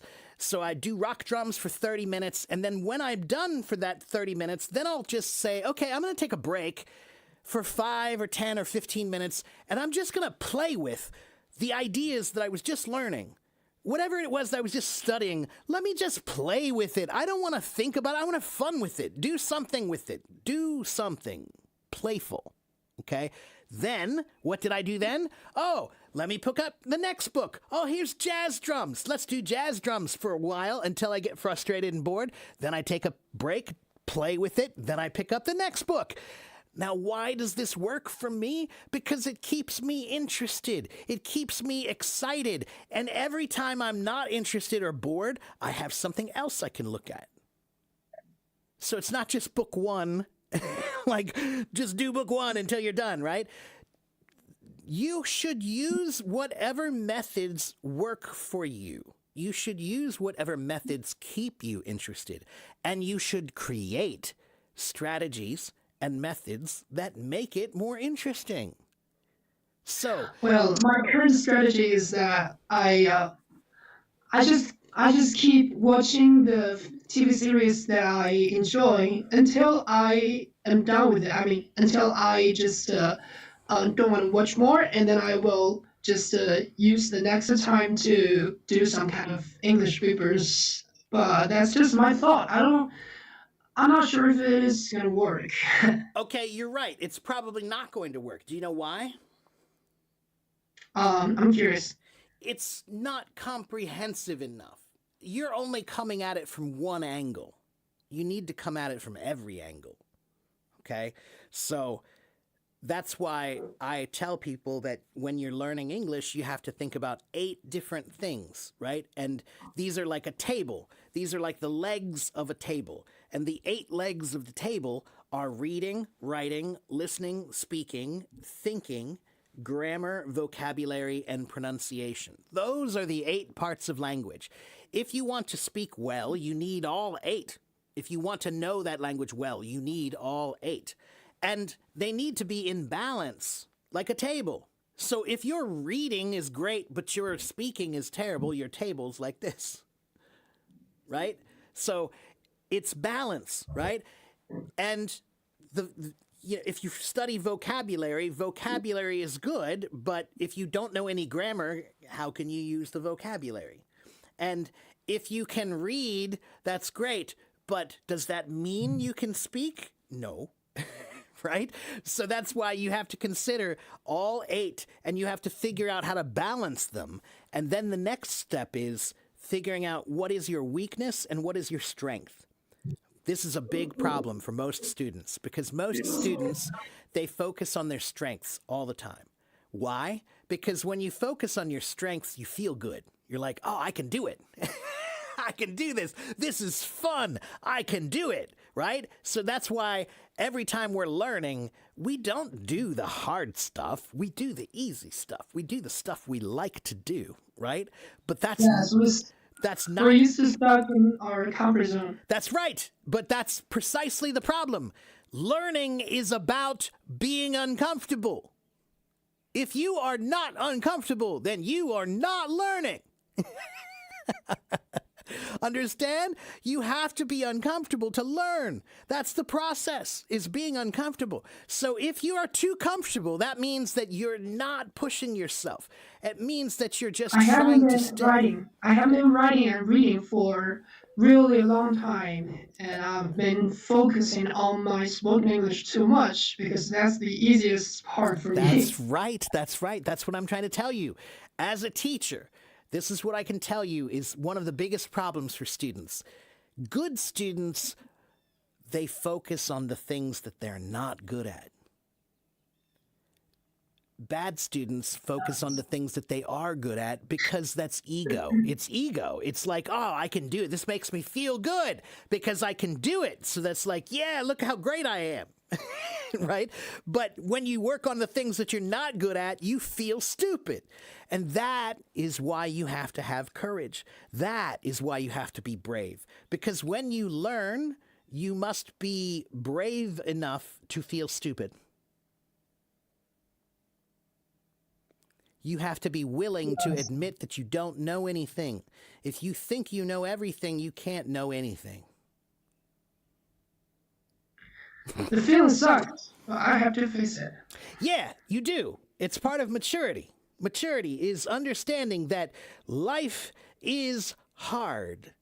And part of being an adult means doing hard things so that you can, that you learn that I can do this thing, right? Guess what? When I was your age, I had not done much yet. At your age, I had not done very much at all yet. I was a drummer. I played drums in bands and bars. That's what I did. I played drums. I taught drums. That's all I did. Okay? But I hadn't done very much. But then I started thinking about what I could do. I'm a drummer. Oh, I can do this now. I can do that. People say, oh, he's a good drummer. He can do that. And then they started saying, oh, I love taking drum lessons with him. He's a great teacher. I can do that. So when you do things that are difficult and you learn how to do them and you get that feeling of I can, you can take that energy and you can go do other things. So now I can play drums, I can speak Chinese, I can travel the world, I can, there are many things that I can do. I have a feeling of I can because I pushed myself. If you never push yourself, you'll never feel like you can. You'll always feel like you can't. All right? So, DT, I'm going to tell you this. I want you to sit down. No, here's what I'm going to do for you. I'm going to give you one free 30-minute lesson. Okay? I'm going to give you one free 30-minute lesson. Contact me, and I want to sit down with you for 30 minutes, and you are going to create a 2-week study plan for your test. You only have 2 weeks. But I'll help you come up with something that will be better than nothing. Right now, you have nothing. You have no plan. You told me. You have no plan. All right? But you need one. You need one. If you have no plan, if you fail, that's all on you. That's all on you if you fail. If you did not have a plan, then of course you failed. Yes. Everything is it's a battle. It's a battle. You have to prepare like this is a battle. To win a battle, you must have a plan, a strategy. You can't just go in and say, I'm going to fight. No, you have to have a plan. You have to have preparation. All right? I used to be like unprepared all the time, and I think I'm very fortunate because I passed my CET4 and CET6, and I passed my TM4, and I passed all these 3 exams without any preparation. So I feel like maybe I can still do it this way. But That's awesome, but that's also dangerous. I know that feeling because I've done that too. there were many times as a drummer where I did not prepare, but I just went in and played, and everybody was happy because I was pretty good.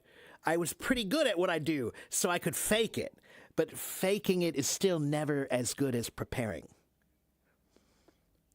Yes, All right. that's true. So guess what?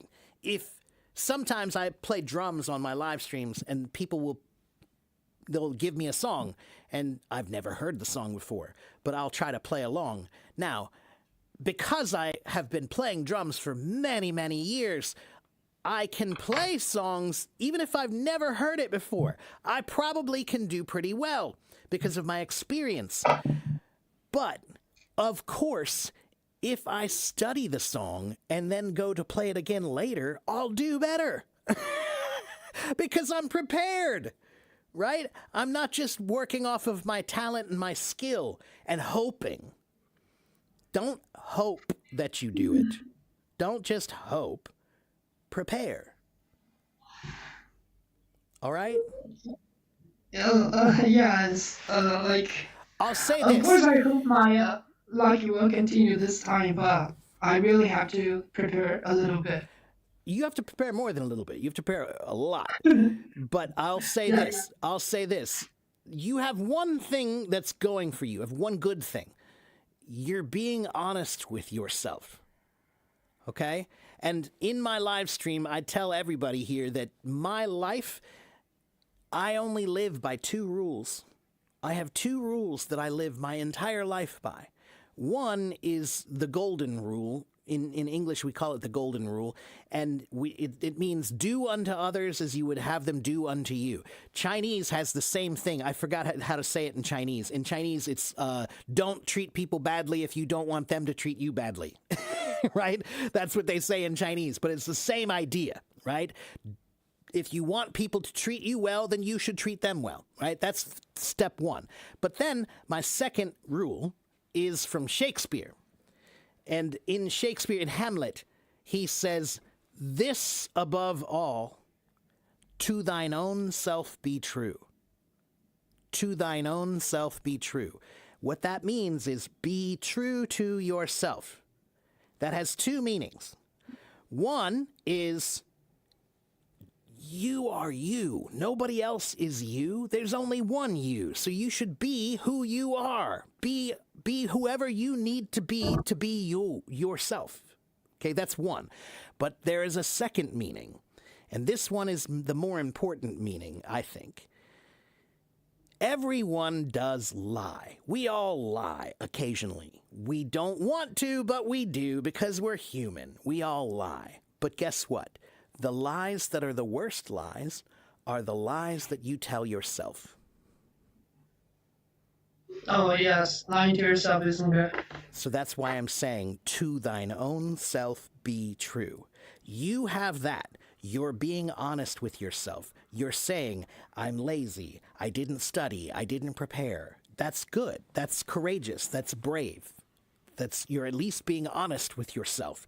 Now you have to do the next step, which is, okay, I have agreed. I have admitted I have a problem. I have a problem. Here's my problem. I saw it. I see it. Here it is. I acknowledge this problem. Now, once you acknowledge it, now you can do something about it. Okay? Yes. So that's step 1 of growing. Step 1 of growing is seeing. You have to see it before you can change it. All right? So that's good. You're being honest with yourself. That's a very good first step. And you're probably being more honest with yourself at your age than I was at the same age. So you're probably okay, all right? And I can tell you this, that guess what? When I was 22 years old, I had no idea what was in store for my life. All right? I had no idea. At 22 years old, I had only been playing music for a few years in some bands. But then later, after many years, I've played on many, many, many records. I've met famous people. I know some famous people.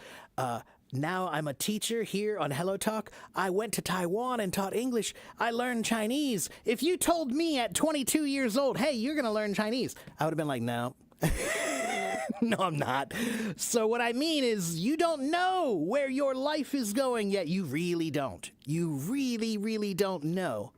Okay? So don't worry too much because at your age, that's what everybody makes you do. At 22, everybody's saying, you have to be really worried about your life because you have to get a job and you have to go out and be a real person. And that's true, you do. But the truth is that it doesn't really matter what you choose. It's not going to work out like that. You know what? I'm not a religious. There's so many possibilities and accidents. That's right. So, like, listen, I'm not a very religious person, but there is one statement that I do love to say because it's hilarious. If you want to make God laugh, make a plan. That's right. Because whatever plan you make, you should make a plan. Always make a plan. Sure. But whatever plan you make, it's never going to work out just like you think. It's never going to work out just like you think. So just understand that when you make that plan, God is up there going, oh, he thinks he's going to be this. She thinks she's going to be this. No, no, no, no, no.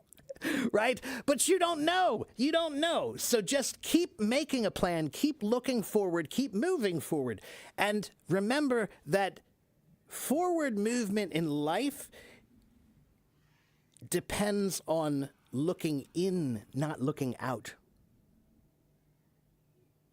Looking myself? Yeah. Because, like I said, you have to be honest with yourself. And to be honest with yourself, that means if you are honest with yourself, then you can grow. If you're not honest with yourself, then you can't grow. Yes. It's very simple. And there are many people, many people who are not honest with themselves. And that's why they don't grow. You will see them more and more through your life. You will see them. There will be many people you will meet and you'll see them and you'll say, like, what's wrong with this person? Don't they ever think about their behavior? Don't they ever question their actions or their words or their deeds? Don't they ever think about what they're doing and wonder if it's right or not? You know? Yeah, and then Carlos said sometimes you get what you... Yeah, there's a famous song, the Rolling Stones, they said... you can't always get what you want. You can't always get what you want, but you can try sometimes. Sometimes you get what you need. So sometimes you don't get what you want, but you do get what you need. Yeah. All right? So, DT, you'll be fine. You'll be fine. Message me, and we'll set up a lesson in the next few days, and I'll see if I can find a time, and we'll find 30 minutes, and I want to sit down with you and make sure that you have some kind of a plan to prepare yourself for this test, because you will regret it if you don't do anything. Okay. Don't... It's one thing when you let other people down. Letting other people down is not good, but letting yourself down is the worst. Understand? If you could do it, but you didn't, man, that's a big mistake. Big mistake. All right? Don't be less than you can. Don't be less than you can. All right? In English, sometimes we say, don't limit your challenges. Challenge your limits. Yeah. Push yourself. There were already like so many could have beens. Okay, Could have been. but guess what? You're only 22, so don't worry about it. There will be many more. You will always have regrets. You cannot go throughout life without regret. You will have regret. But you should try to do everything you can to make sure that you don't have regrets that you feel really terrible about. And the regrets that you feel worst about, those are the ones where you feel like, I know I should have done something, but I didn't. All right. So, again, just keep working on it. Keep working on it and message me. We'll talk about it. We'll make sure you have a plan and you'll be fine. All right. You sound fine. Your English is fine. Whatever happens, you'll be fine. All right. At 22, everybody thinks that all the decisions you make are so important and that they're going to make a difference in your entire life. Sometimes that is true, but in my experience, it's not very true very often. In my experience, almost everybody, when they're 22, you think you know where your life is going, but you don't. It's not going where you think. So everybody at 22 feels like, oh, I'm so worried because I don't know if I'm going to have a good job and I don't know about this and I don't know. But at 22, relax because it doesn't matter. At 22, relax. Things will be fine. Just keep trying and remember that your duty is to develop yourself. Education is about becoming better than you were yesterday. Whoever you were yesterday, you should be better today. Right? Don't be worse. Yeah. Be better. That's all it is. Okay? It's about God bless you. self-development. Self-development. Make yourself the person that you're supposed to be. Okay? All right, Okay, DT, yeah, I'm gonna that let you. really helps. I'm gonna let you go. But remember what I said Okay. about resetting. You know, take a deep breath. Practice that every day. Practice that every day. Find at least one time every day to do a hard reset on your head. All right? At least one time every day, take a deep breath. Okay? Yeah. All right, and you can do it. 加油，手能成长. Yeah, okay. All right? God bless you. All right. Thanks. You're welcome. Thank you all. Take care, my friend. Bye-bye. All right. So let's see. Yes, don't limit your challenges, challenge your limits. That's right. All right. I'm sorry, I'm going back to read the comments here, everybody. Let me make sure I didn't miss any comments.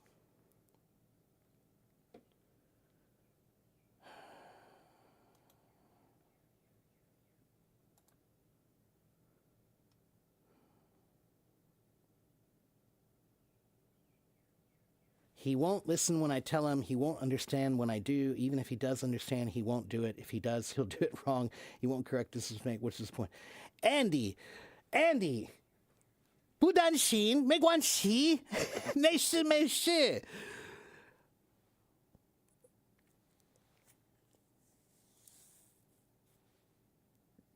如果你有问题，你可以问我。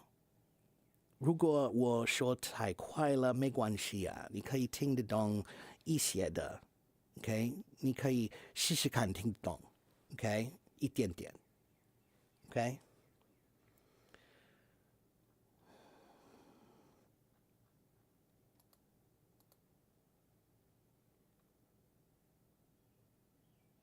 Okay. You are welcome, everybody. You are welcome.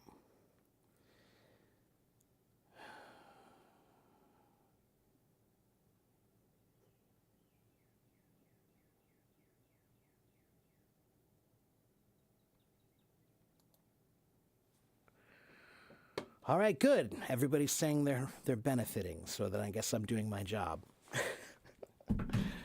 All right.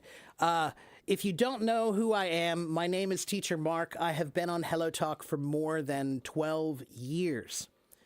And I have been live streaming here for more than 5 or 6 years. And I've been, let's see, I have 89,000 followers. Yes, 12 years. This app has been around for that long. Yeah.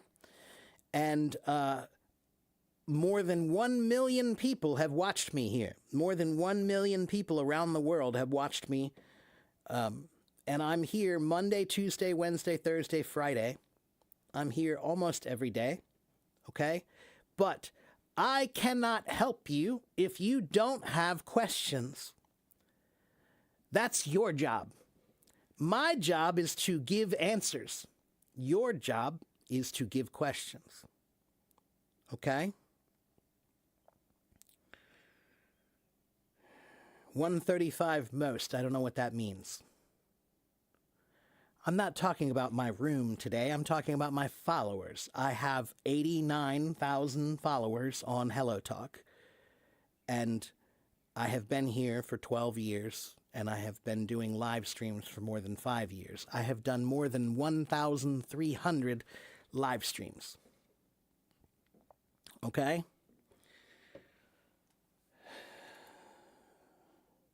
Oh, and I have a YouTube channel. Here's my YouTube channel. Here is my website. And here is my blog. My blog is where you can find all my best answers. So if you want my best answers, read my blog. Okay, my website, you can go to my website if you want to buy lessons from me. You can buy lessons from me and I will teach you. And you can also go to my website and study English. There are many free resources on my website to study English. Okay, and then also my YouTube channel. Every HelloTalk live stream I do is on YouTube at the same time. So this, if you liked today, if you liked the things I said, you can watch this again later. All right, it'll be uploaded. All right. And what's the time? So I am here. My city is Cincinnati, Ohio, but my time zone is the same as New York City. All right. So when it's morning in New York City, around 9:30, 10 o'clock, that's when I start my stream. All right. So somewhere between 9 and 10, let's say, that's when I start. Okay. In the morning. So in China, that's 9 or 10 in the evening. Okay.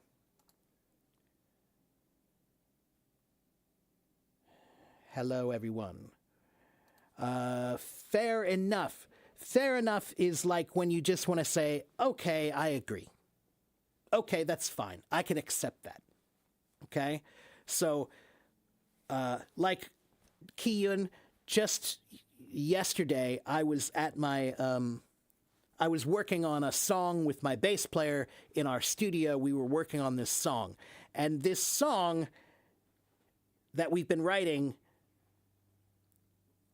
they like it and they think it's almost done, but I don't. I think it's not done. I think it needs a lot more work.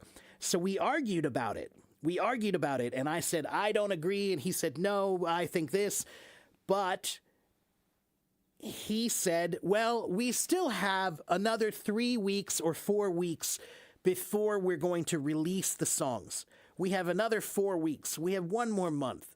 So how about we just give it 1 more month and we'll talk about it again in a month. And I said, fair enough.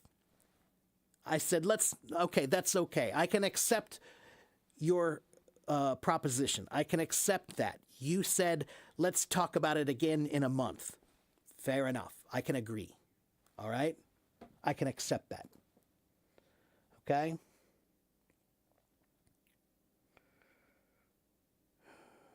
Hello, Noor. And yes, young boy, 我知道你不可以用 YouTube。如果你要看 YouTube，你需要用梯子，我知道。可是你可以用 HelloTalk，OK？ 你可以看这里啊。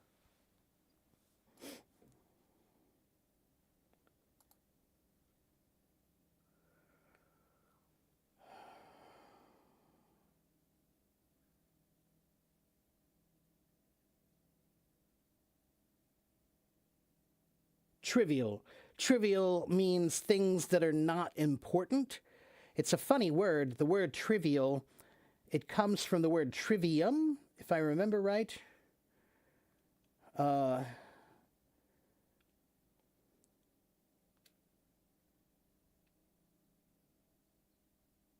So trivia comes from the Latin word trivium, which means a place where 3 roads will meet. 3 roads meet at the trivium. That's why it has the letters TRI, tri, meaning three. Okay? Now, how did this become about unimportant things? It's a little hard to explain. Let me see if I can figure out a way to explain that to you. Trivial. There it was.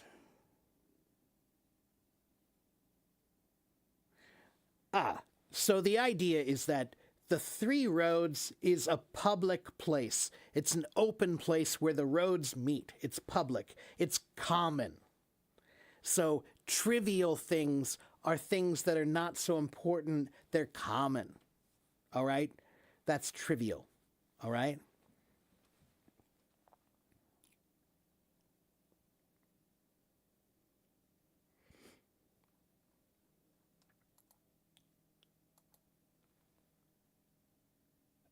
What is the meaning of what? Do you mean independent? Independent ink?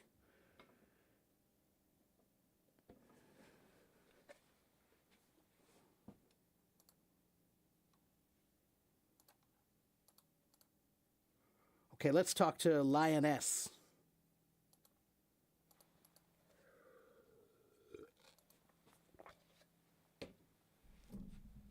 Lioness, are you there?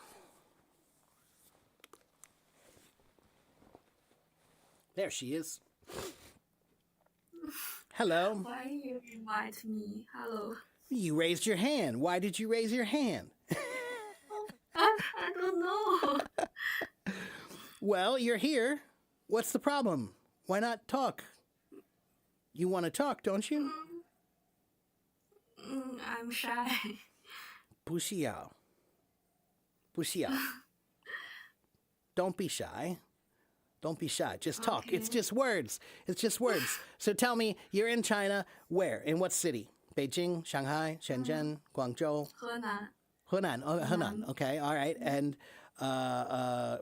tell me, do you have any questions for me? Anything that you want to ask me about English or about America or about culture or about anything?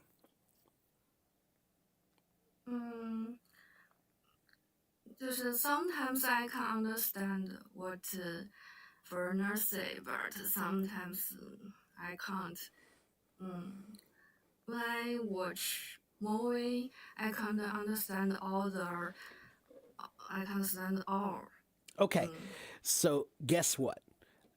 我会说中文，可是我也有一点有样的问题，有样的，因为 if I watch Chinese movies, do I understand everything that they say? No. No, I do not. Like, if I go to China, some people, when they speak to me, I understand everything they say. Like, wow, so clear. But then this other guy, huh? Like, Shema? What did you say? What? I don't know. So, what does that mean? One, it means that movies are movies. Movies are movies. Movies do not represent the English language. Movies are just for entertainment. So, if I want to learn Chinese and I take a Chinese class, are they going to just play Chinese movies and say, oh, watch the Chinese movies? That's the best way to learn? Is that what they're going to tell me? No. Right? They're not going to tell you to just watch Chinese movies because they know that watching a movie is not learning, that's entertainment. Now, can you watch a movie and learn? You can, but it's not the same as watching a movie for fun. So, for example, if you want to watch a movie and you want to understand, you put on the subtitles, right?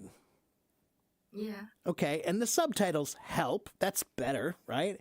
But it also doesn't help because the subtitles are on the TV and that goes by very quickly. So you can't remember it and you can't make any notes about it or anything, right? But Yes. guess what? Every American TV show and movie and podcast, if you go online and you type in the movie, the name of the movie or a TV show, whatever, and then type in the word transcript, transcript. A transcript, every TV show, every movie, every podcast, they all have a free transcript online. And what does that mean? It means all of the subtitles, but you can print it out. So now you can watch the movie and hold the words and read it. And when they say something, if you go, oh, I like that, I want to circle that. Or what's that word? I don't know that word. Let me look that up. Let me find that. If you have a transcript, now you can actually study the words and the language of that movie. If they say something that you don't understand, you can look at it, you can see it, you can ask questions about it, you can study it. Without the transcript, you are not studying, you're just watching TV. All right? Okay? And many people come here and they say, I want to study, I want to watch TV. No, you want to watch TV. That's not studying. That's not the same thing. They're not the same. Okay? So, but if you have a transcript, then you can watch it. And what I tell people is pick a TV show. Like, let's say The Big Bang Theory. That's a popular TV show, right? Everybody likes that show with the smart, nerdy boys, the scientists, right? I want you to watch one episode. Watch it one time with nothing. No subtitles, no transcript, no help at all. Just watch and try to use your ears to see, can I hear anything? Can I understand anything? Then I want you to watch it again. Turn on the subtitles. Turn on the subtitles. Just, pay attention to the subtitles. Then I want you to watch it a third time with the transcript. And I want you to make notes using the transcript. Then you can watch it a fourth time. Take away the transcript. Go back to just the subtitles. Then you watch it a fifth time with nothing again. So the first time you watch, nothing. Second time, subtitles. Third time, transcript. Fourth time, subtitles. Fifth time, nothing. And you see, if the fifth time, when you watch it the fifth time, it should be better. You should understand a lot. But you've watched that show 5 times now. So it's boring, right? So that's why I said watching a TV show or a movie is not learning, because to learn you have to watch it many times. Okay? Yeah. You can't just watch it once and say I learned. No. You have to study it. That means you have to watch it many times. Okay? So this is this question comes to me all the time. Many people, how can I learn with movies and TV? Because everybody wants to do it the easy way. Yes. But again, if that worked, then everybody would do that in school. But that doesn't work. That's why they don't do that in school, right? Like how great would that be? I want to learn German. So now you're going to go to German class and they're just going to play German movies all day? No. That's not what they do, right? So,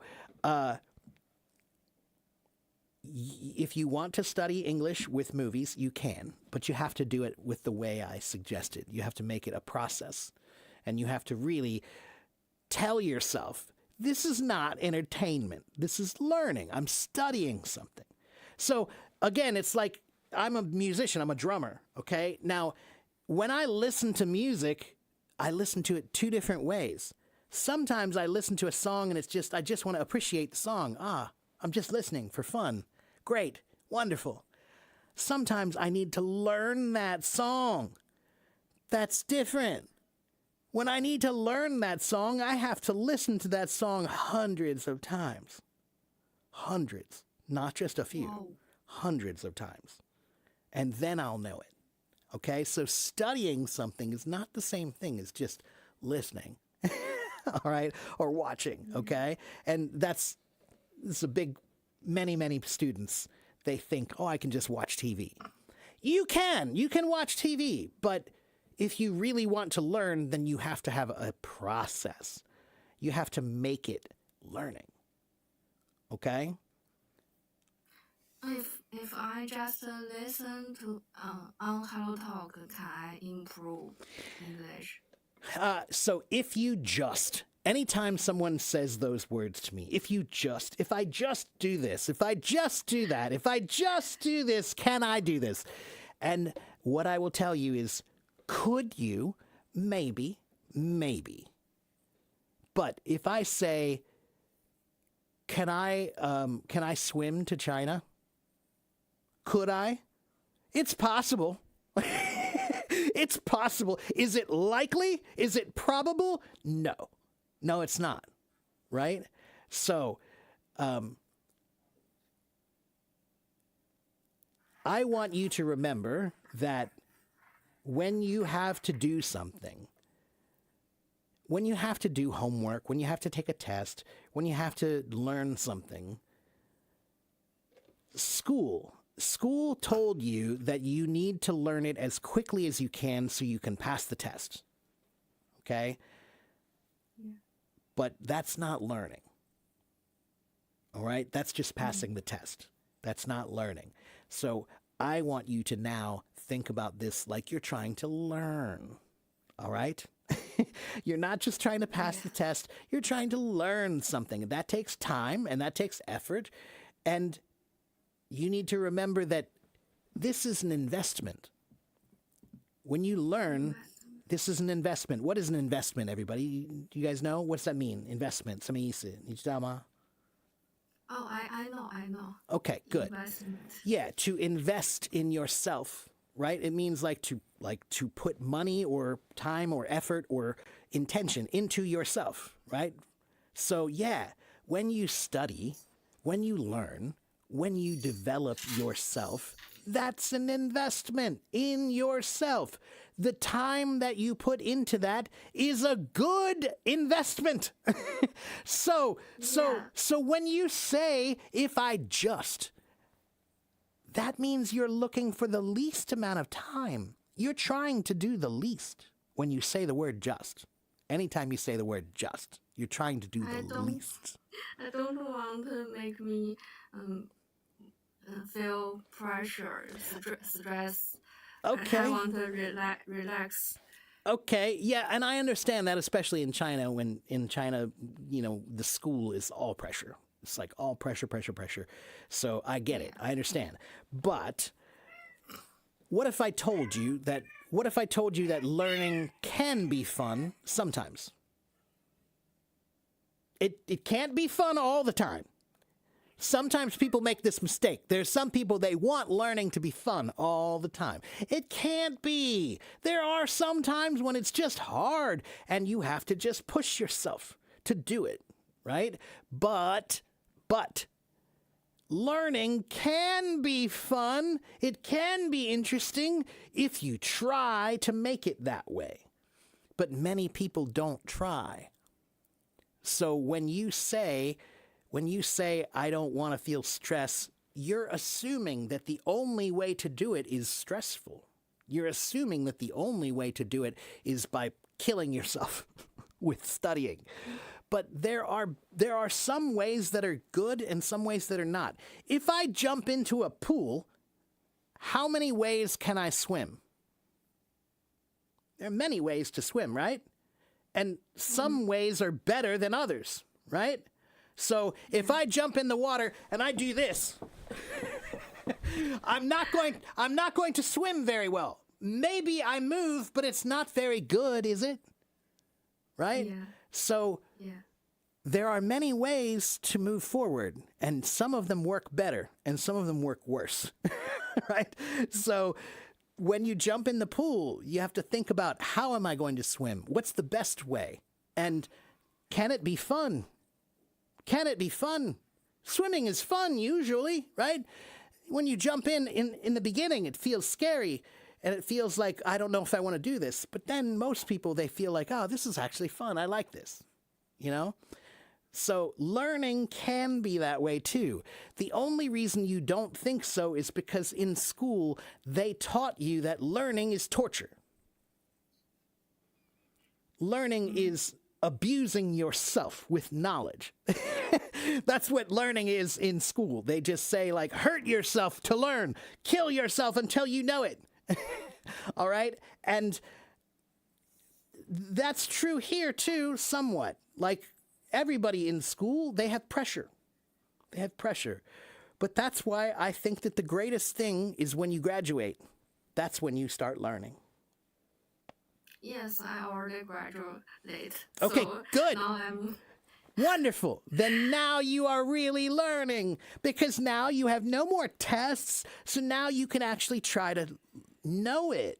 You're not trying to pass the test. You're trying to know these things. Okay? yes.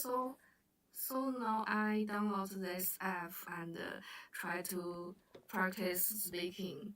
Okay, that's good. But I'm going to tell you something. The secret of practicing a language is not speaking. The secret of practicing a language is thinking. Thinking, okay. So I live in the United States, but I can practice Chinese anytime. Okay? 每天我可以想，哦，今天我需要做什么？哦，我需要去商店买东西。OK，去商店买东西，买什么东西？啊，这个东西真是太贵了，为什么？ This is my mind every day. Here, I live here in the United States, but I can just think in Chinese. Only yourself, no one. That's right. Talk to you. Okay, yeah, you're right. That's right. But then my neighbor is from Taiwan, and sometimes I go talk to him, and I can practice in Chinese. And then when I can speak because I can think. So the words are ready. Everything's ready. But if you never ever think, then it's like you took your language and you put it in the closet, and now it's getting dusty and old. It's sitting there in the closet. You're not ready. You don't have it. So now I speak English to you, and you go, oh no, my English, where's my English? Let me find my English. So you run to the closet, and you open the closet, and you get your English out, and you blow off the dust, and you open it up, and you say, oh gee, I don't remember how to do this now, because you put it away. But if you think about it the whole time, if you're always thinking about it, then you never put it away. Then it's ready. Okay? Now, sometimes my Chinese is weird. I know that because I taught myself. I'm all self-taught, right? So I know that many times the way I say something is not the way a Chinese person would say it. Do I care? No. I only care if you understand. And you know what? I'll get better in time. I'll learn.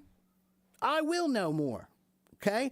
So I'm writing a new article for my blog right now, and the article I'm writing, it's about how this stage that I'm in now, I can play with Chinese really, really well in my mind. So what I tell everybody is I speak really bad Chinese really well.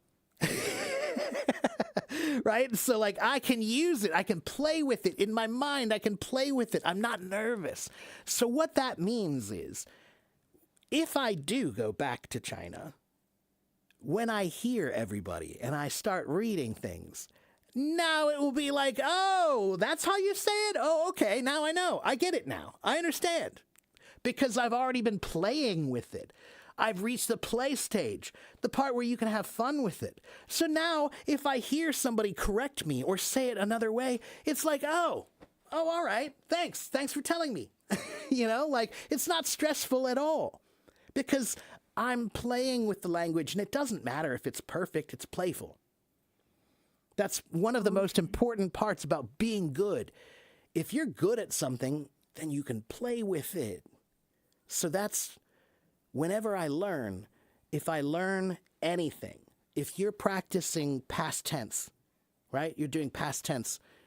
After you study, after you practice, then I want you to just take 15 minutes and play with it.